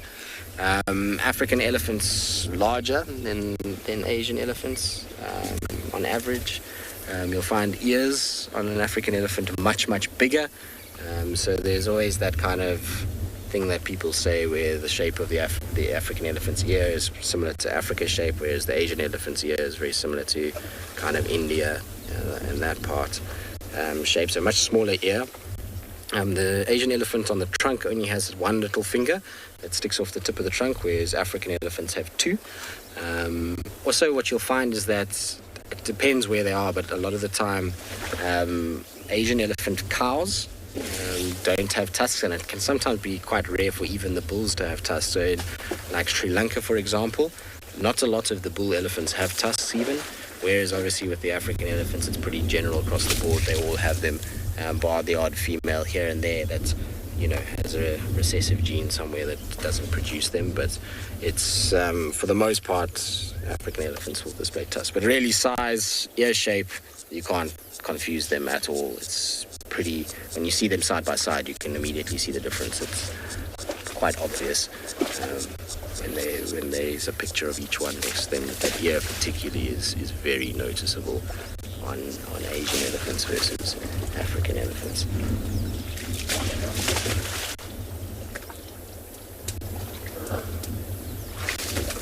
You're just having the best time, girl. I don't think there's going to be any mud left by the time she's finished in this hole.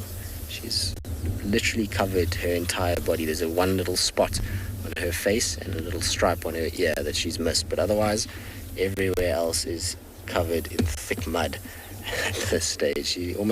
Her skin is so kind of covered that the wrinkles are starting to disappear now. It's starting to become a little smoother rather than as wrinkled as they normally are. I wonder if she's going to lie down too. It's almost like she's providing shade for her young ones while they sleep.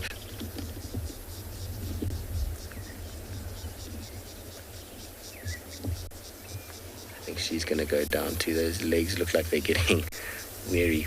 Also, do you see her trunk? Often when you're looking at ellies and you want to know if they're having a little rest or a micro nap, if you want to call it that, their trunk is always a good indication. When you see that trunk is completely limp, so all the muscles in the trunk are being relaxed, then what you'll find is that they are kind of in a sort of trance or a sleep or somewhere there. And her trunk went completely limp for a second there, so she's just having a little, I think, few seconds rest. You know, when you're sometimes a little bit tired and you end up kind of closing your eyes for a few seconds. So it's almost like that with her. I wanted to see if I could find, there's a very cool diagram I've got on an elephant's trunk, because often people ask about elephant trunks and how it all works. All right, here we go. So if you have a look here, you'll be able to see that essentially, because a lot of people don't quite understand how it all works, but essentially you've got the nostril up on top over here. So there we go, there's a nostril there. Now air and water is being sucked in through there. You can see it comes all the way through, and then when it gets to this point here, that's where it will kind of then start to feed down into air, particularly it will go into the lungs, whereas water is then blocked off by a membrane that sits here. The water is then kind of taken and pushed back into the mouth and then utilized that way. But a lot of the time people don't understand the muscle structure of ellies. So if you have a look here, you've got longitudinal muscles, so these muscles that run the whole length of the trunk, and then you've got these radial muscles that are in between that. And all these muscles together make this trunk kind of work the way that it does. It's able to contract, lengthen, twist, turn, grab, go up, down, pretty much anything you can think of in any way is how it works. And there's no bone structure that sits inside there. It's all just powerful muscles with these two nostrils that goes all the way up and goes into the kind of, like I say, the nasal sort of cavities over there, and then kind of down into the body. But it's nice to just kind of see the layout of the muscle structures. You've got these kind of striated muscles that go down and then these ones that come across. You can also see the tusk kind of structure where you've got the little, the main part of the tusk, the pulp cavity, and then you've got the little enamel tip, which is the one that breaks a lot of the time and kind of chips off at the bottom over there. Good. I think our ellies have literally fallen asleep. Even Mom, her eyes are starting to close now. Shame, girl, are you tired and warm? And all the other ellies are literally sitting in the sun waiting for her to finish. They're all behind us here, just waiting for their chance. I'm afraid they might have to go somewhere else and find another little muddy wallow to cool down in.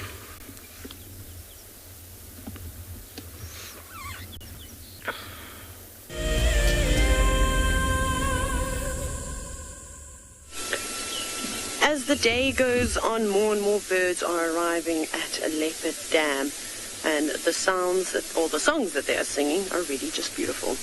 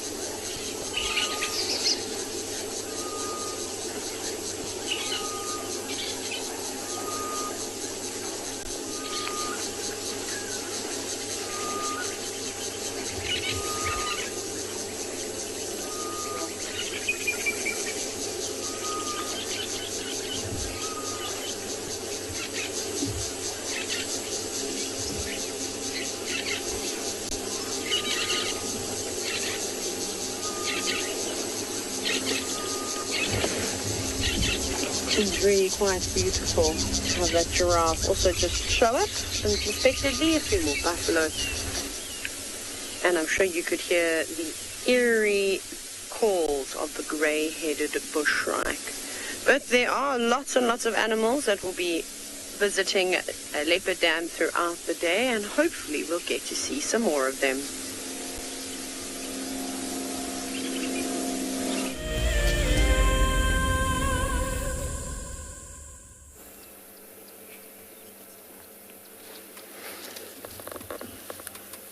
We're here at Simbambili Dam, and it's nice to see that we have 4 chicks. They're still remaining of the Egyptian goose family that was here. And they look really good and strong, don't they? I remember when they were tiny, tiny, and we saw them. So when they're about 7 weeks, they get a kind of a pinkish tinge to their what was a darkened bull, like a grey bull. And you can't see it too clearly now, but it's starting to happen. It usually goes from grey to a bit of a green, and then it starts to get slightly pink. So I'd say they're somewhere between 5 and 7 weeks now.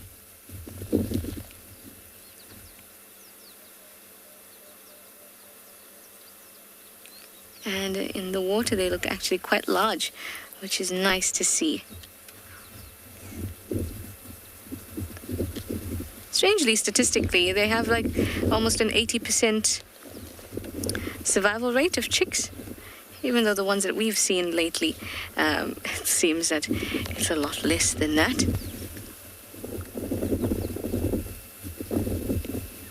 Look at them go. Still got a bit of down on them.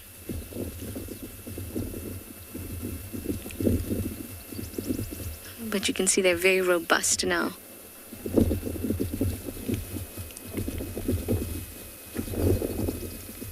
Pulling at those grasses, like we said, that are really nice and juicy, nutrient-rich along the banks of the dams and drainage lines.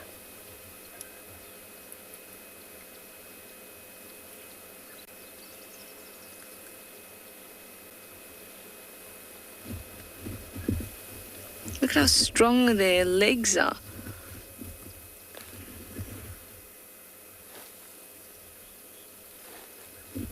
Scott, you'd like to know why they're called Egyptian geese? It's not because they're from Egypt. Hello, grey heron. They're found throughout Africa, but the markings on their face, if we look at the adult, the marking on the face looks very much like ancient Egyptian art. And that's where they got their name from.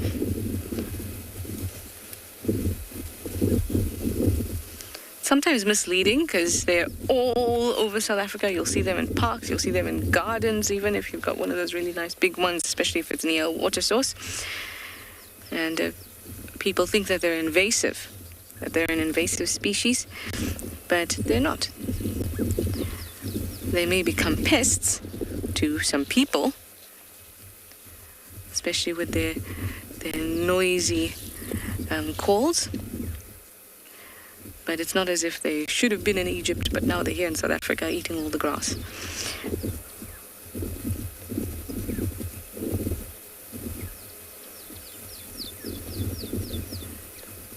So they're completely natural to be here. It's just that the markings look very much like ancient Egyptian art.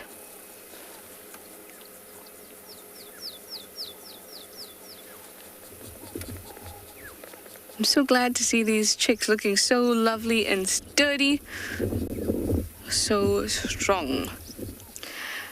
Oh yes, Kyle is on such a roll. I'm so excited for him. You know how I love to see butterflies emerge and things like that, and Kyle has some more butterflies, so let's go over to him.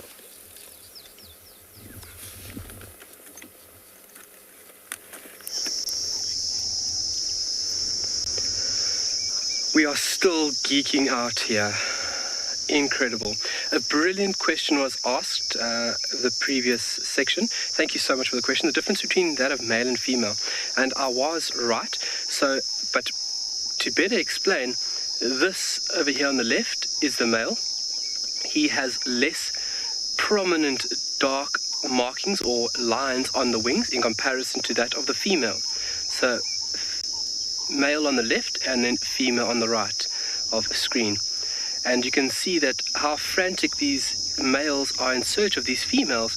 This individual's wings aren't even extended correctly, and yet they are attached and transferring that sperm parcel. It is incredible to be here right now and to be sharing this with you. Something else was brought to my attention is that these butterflies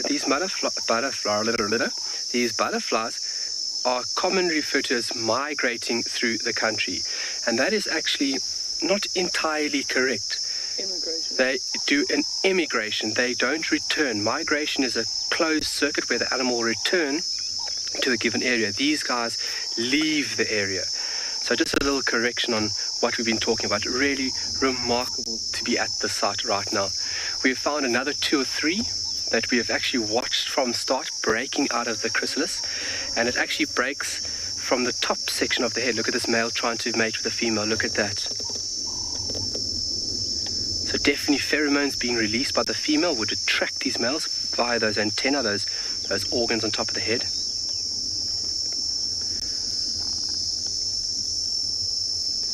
So right there you are seeing the transfer of life and the next generation of brown-veined whites. Really incredible.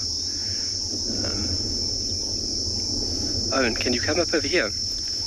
Can we just come up onto the chrysalis over here? So where this is all happening, so this is basically the last exoskeleton of this caterpillar.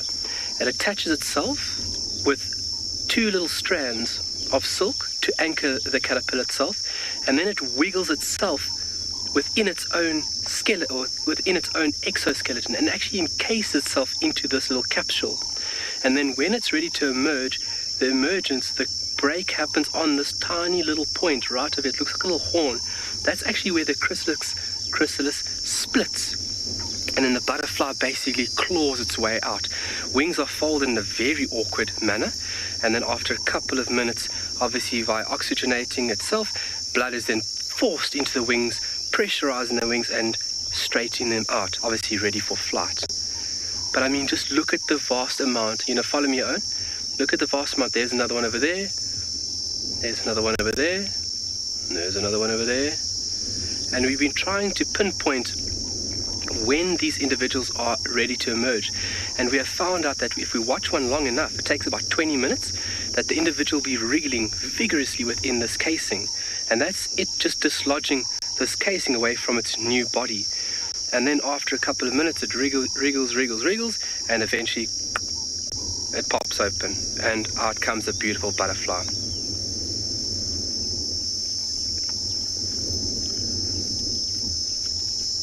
I'm not going to be able to sleep for the next few days. This for me is the peak of what we do out here, folks. It is really a privilege to be here.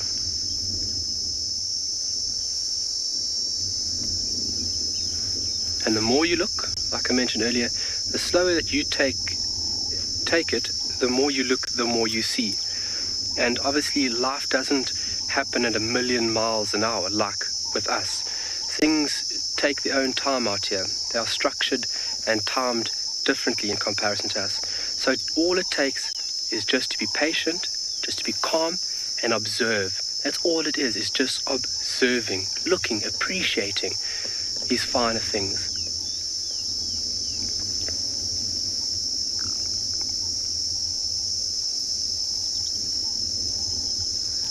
The cicadas are singing around us, birds. Bernie, it is really fascinating. And if you guys will get on the computer, do a little bit more clicking on metamorphosis, it will totally mind shatter you. And it's a beautiful process and transformation that these individuals go through.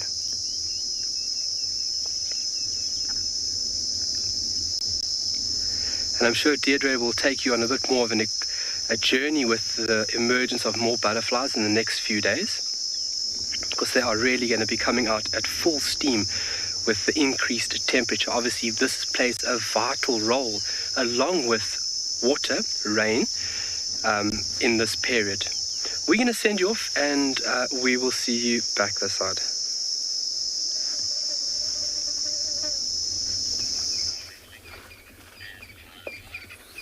Absolutely amazing thing to witness that. It's not something you get to see all that often. In fact, it's quite rare to actually see the day that they are coming out, so I can understand why Kyle is super excited about it. Those brown-veined whites are also incredible butterflies, just because of their ability to migrate and the movement that they take in South Africa. To be able to kind of get around as the distances that they do is always amazing as well. Anyway, what's also fascinating has been watching these ellies, not because they're hugely active, and yes, they're mud wallowing, and that's all good and it's interesting in its own right. But what's been fascinating is the social element of this herd and how it's kind of played out. So this female that you see closest to us now spraying herself with mud, she sat next to us here at the car for a long time. She was sitting and just taking it easy and waiting, and that big female that was in the mud wallow when we first arrived was in there. And she just sat biding her time, and she waited, and as soon as that other female moved off, she then moved in and took over. And it's interesting because there's obviously a hierarchy that's taking place there, and she knows through probably communication that we don't pick up that female's busy there. As soon as she's done, she can then go in and kind of do a thing. But interestingly enough, where it gets, for me, very interesting, is that the youngster for this particular female was allowed to walk into the mud wallow with that older female there, no problem. And that older female did not make a single groan, grunt, noise, nothing, didn't chase that little bun away. And so Ellies, even though they have a hierarchy amongst these adults, are quite forgiving to the little ones. They don't mind that the little ones come and have a little chance to get some mud and just to cool themselves down. They know that they're a lot more kind of fragile, if you want to call it that, even though they're not fragile. They're more susceptible, that's a better word for it, to the heat than what the adults are. So the adults can take a little bit longer and they can wait, whereas the little ones, it's important for them to cool down pretty quickly. They also can get badly burnt by the sun if they're not in their mom's shadow and they're not mud wallowing and they're not cooling down. And so it's fascinating to see how they're able to determine those things and talk to each other enough to actually come up with a system where little ones come first and the others must wait, and there's a kind of whole hierarchy that takes place. And that to me is always the best part about being out here, is witnessing things like that. We're fortunate in that we get to spend a lot of time with animals, and that's how we learn, is by being with them and spending time, much like Carl spending time with those butterflies emerging.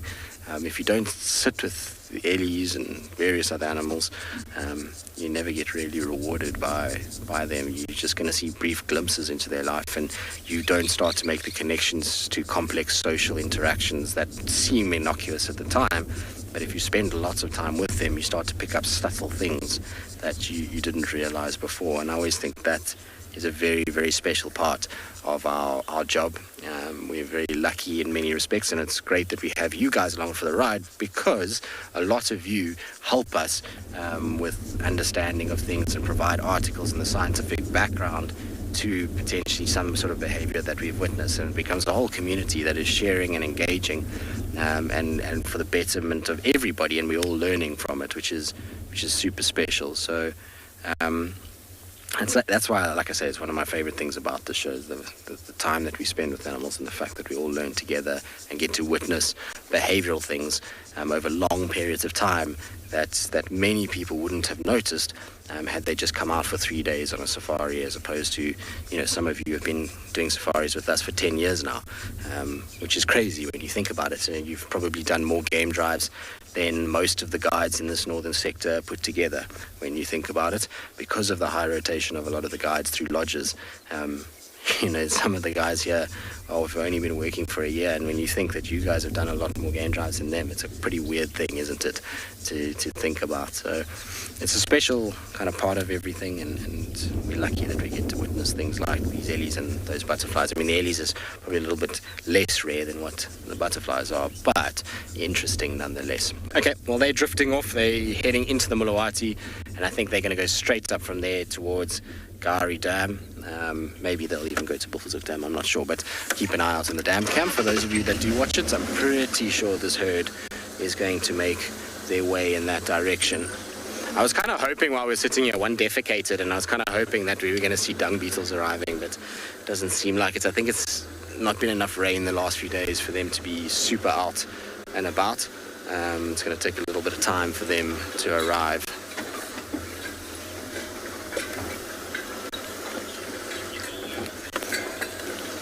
Right, so Dusty, you're asking about elephants and regions and how far do they walk. So I'm going to show you a quick thing. Just give me 2 seconds. So this is a booklet on elephants that are collared within the Kruger and where they move, and it's based off not just the Kruger, but it's based off the distributions of the western boundaries of Kruger by Elephants Alive. And so these little kind of colored elephants are different individuals that move around, and this is both bulls and cows. And in terms of the distances they cover and territories, they don't actually have a territory. They have what's called a home range. So if you see here, let's take this dark blue elephant, for example. It's congregating in this kind of sector here, but then it starts to shift and you start to see these dark blue markings here, and you probably find this individual goes deep into the Kruger and all over the place as well. So they move according to where their food availability is and time of the year. Now I want to show you an elephant called Summer. Just give me a second to find her. That's it. One. There she is. All right. So if you focus on down here at the bottom, you'll see that there is a map down here. That is showing her distribution. Now, the red inside the map is basically the most frequent pings of her collar. So she's very much kind of in this area. But then you'll see that there's a shaded yellow area that goes all the way from the southern tip of the Kruger National Park to pretty much Palabora Gate. Now, this distance, while on a map like this, doesn't look far, but that's probably close to 200 kilometers from north to south that she's traveling around in, and she's making use of all of those areas. So she's actually been pinged inside the Sabi Sands. I haven't seen her myself, but it's possible that she could come into the sands at any time. But yeah, she's covering kind of north-south just in her home range is over 200 kilometers. So it gives you an idea of how far these ellies can move and how much distance they can cover when they want to. So a lot of movement, and the bulls are even more. I mean, some of the bulls will travel from northern Kruger. They'll do 300 kilometers to come down to the southern marula sections in order to take advantage of the marulas. So it just depends on the individual, but huge home ranges rather than territories. Okay, I'm going to leave them though. We're going to let them go into the Mulawati and enjoy some shade, which is a good idea. In the meantime, let's send you to Trish and a bird.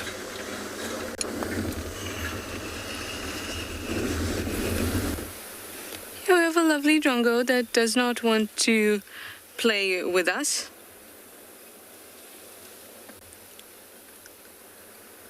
We've been trying to get him.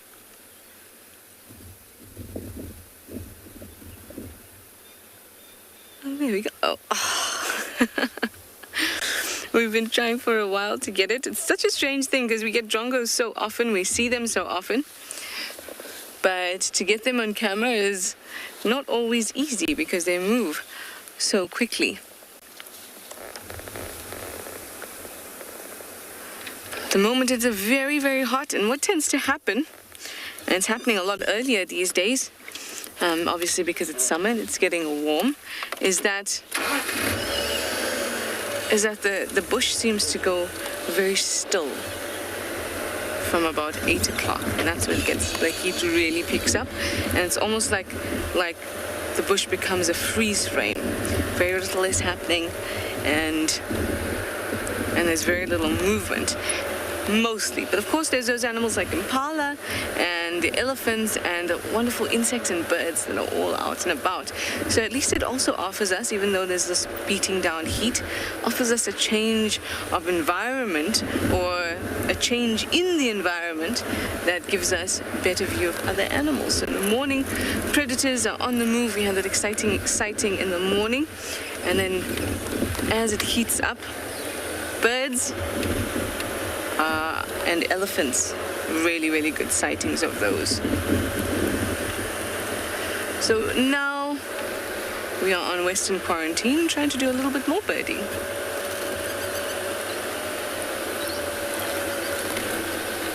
I still want to find more nests, bird nests.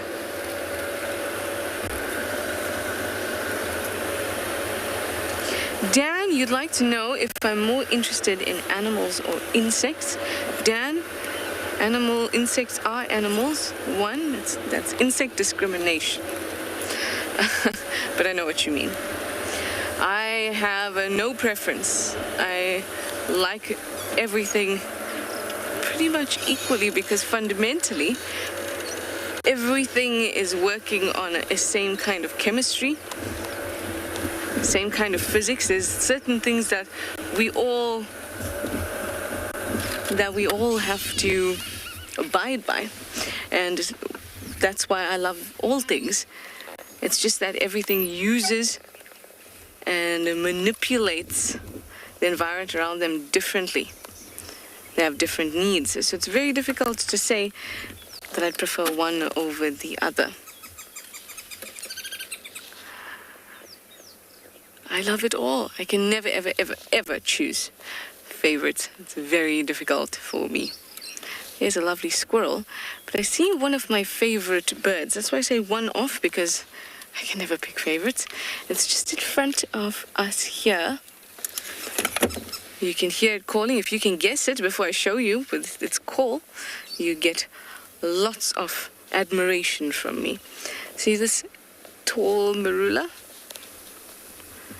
The straight one. If we go up it and off to the right, oh, it's just flown to the next marula. There we go.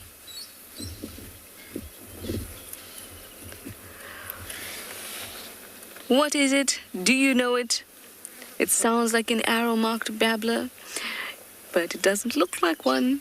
It's one of my favorites. It's a green wood hoopoe. Because of the really, really bright sun at the moment, it can be difficult to see the birds very clearly, especially since a lot of the time they're silhouetted. There we get a bit of color.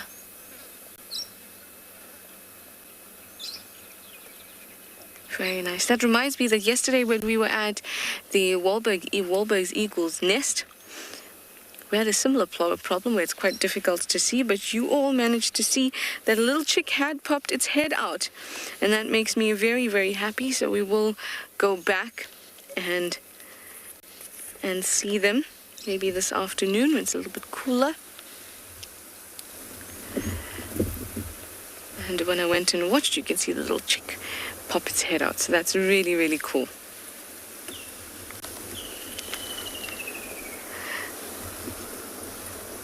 When the sun is beating down like this, almost everything looks black and white because it's so bright and the shadows are so dark.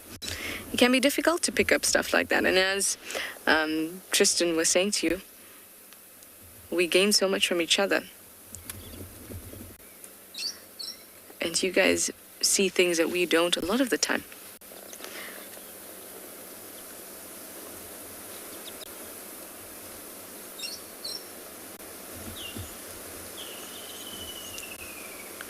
Oh, I can hear the woodland kingfisher. Lots of lovely chip, chip, chip, chip, chip, chip, very short sounds as well from waxbills. Another little bird. And I'm sure that you can hear the wind as well. Lots of rustling going on.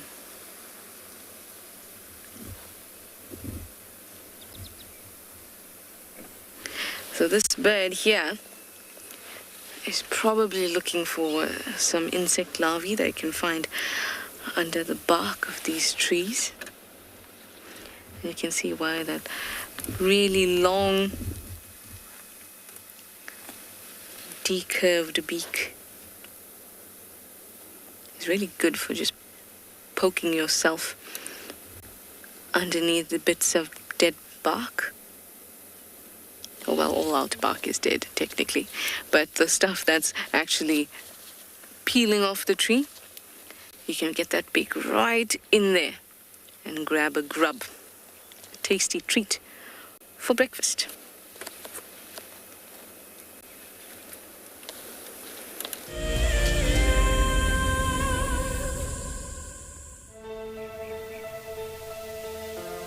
How insane is that animal?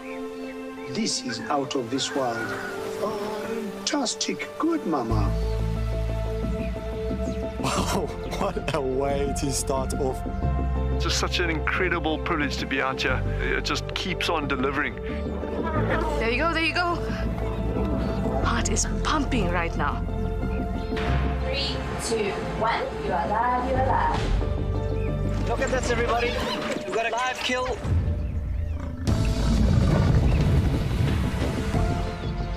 The cock's holding the tail. It's holding tight. Lucky wildebeest. There's nowhere to go. This is a disaster in the making. something that I have never seen before in my entire life that you are now watching live. My heart is in my mouth, everybody. Look at this. It's gonna make it. It's going, it's going.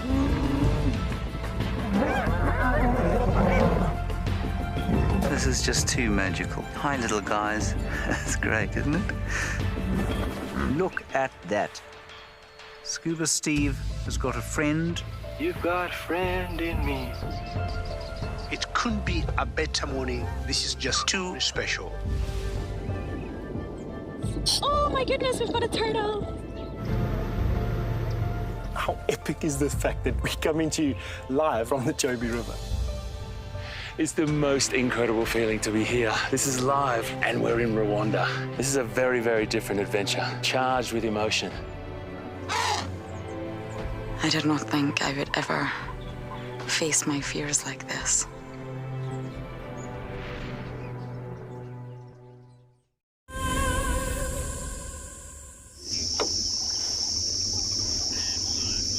Well, welcome back to the side of the world.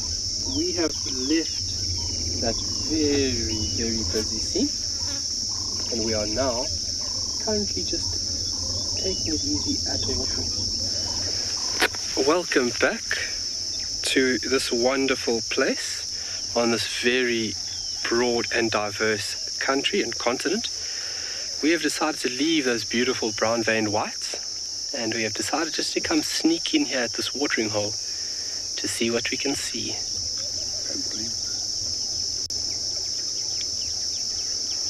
And the smell coming from this pan now, there's a slight breeze from the south. Wind direction is termed from where it comes from. So the wind is basically hitting me in the face, so it's coming from the south, and it's basically picking up the smell of this deep, rich earth scent, and it's wafting it towards us here. This rich, earthy smell. It's really warm. Cicadas are singing, birds are singing, coming down to the watering hole. Lots of butterfly activity. There's lots of brown vein whites mixed in with cabbage butterflies now as well, another species that we'll take a look at. And it's just too perfect.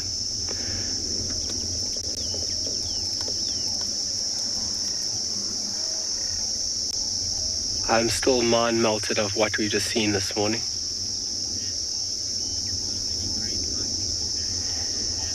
Nancy, what a great comment, and how wonderful we could share it with you. That is such an important thing for a guide, is to share, because knowledge is free and knowledge is power. And to be able to share it with you is by far the cherry on top of the cake, because I can freak out by myself. But it's nicer, it's a lot more enjoyable to freak out with somebody. And it is a wonderful thing. And I've heard about the sightings from our colleagues on the other side. It has been a remarkable morning drive. And thank you for joining us. Thank you for sharing and for the comments. Thanks for the comments. Obviously very, very important to make this as exciting and as stimulating as it is. But yeah, from our side, from Tswali, and obviously the colleagues across the country, thank you so much for joining us. And be sure to join us this afternoon for our sunset safari, kicking off at 4 o'clock Central African time. Please join us on board here to explore and understand more about these wonders of nature. I'm even getting tongue-tied. I'm so excited still. See, Owen's busy giving us a good view of the lapwing there. Obviously, just important to shelter those eggs, because that sun is getting warm.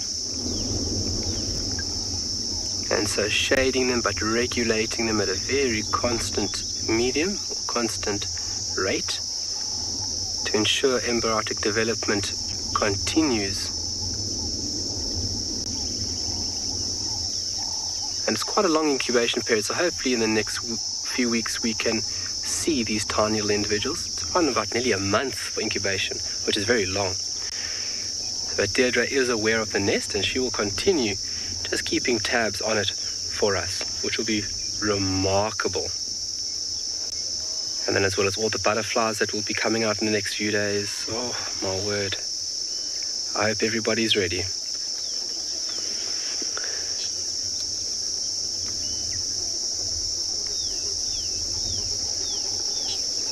beautiful day. Thank you, Mother Nature, and thank you, viewers.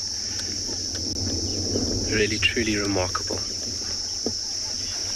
Well, from now until then, we will see you later. Have a good one.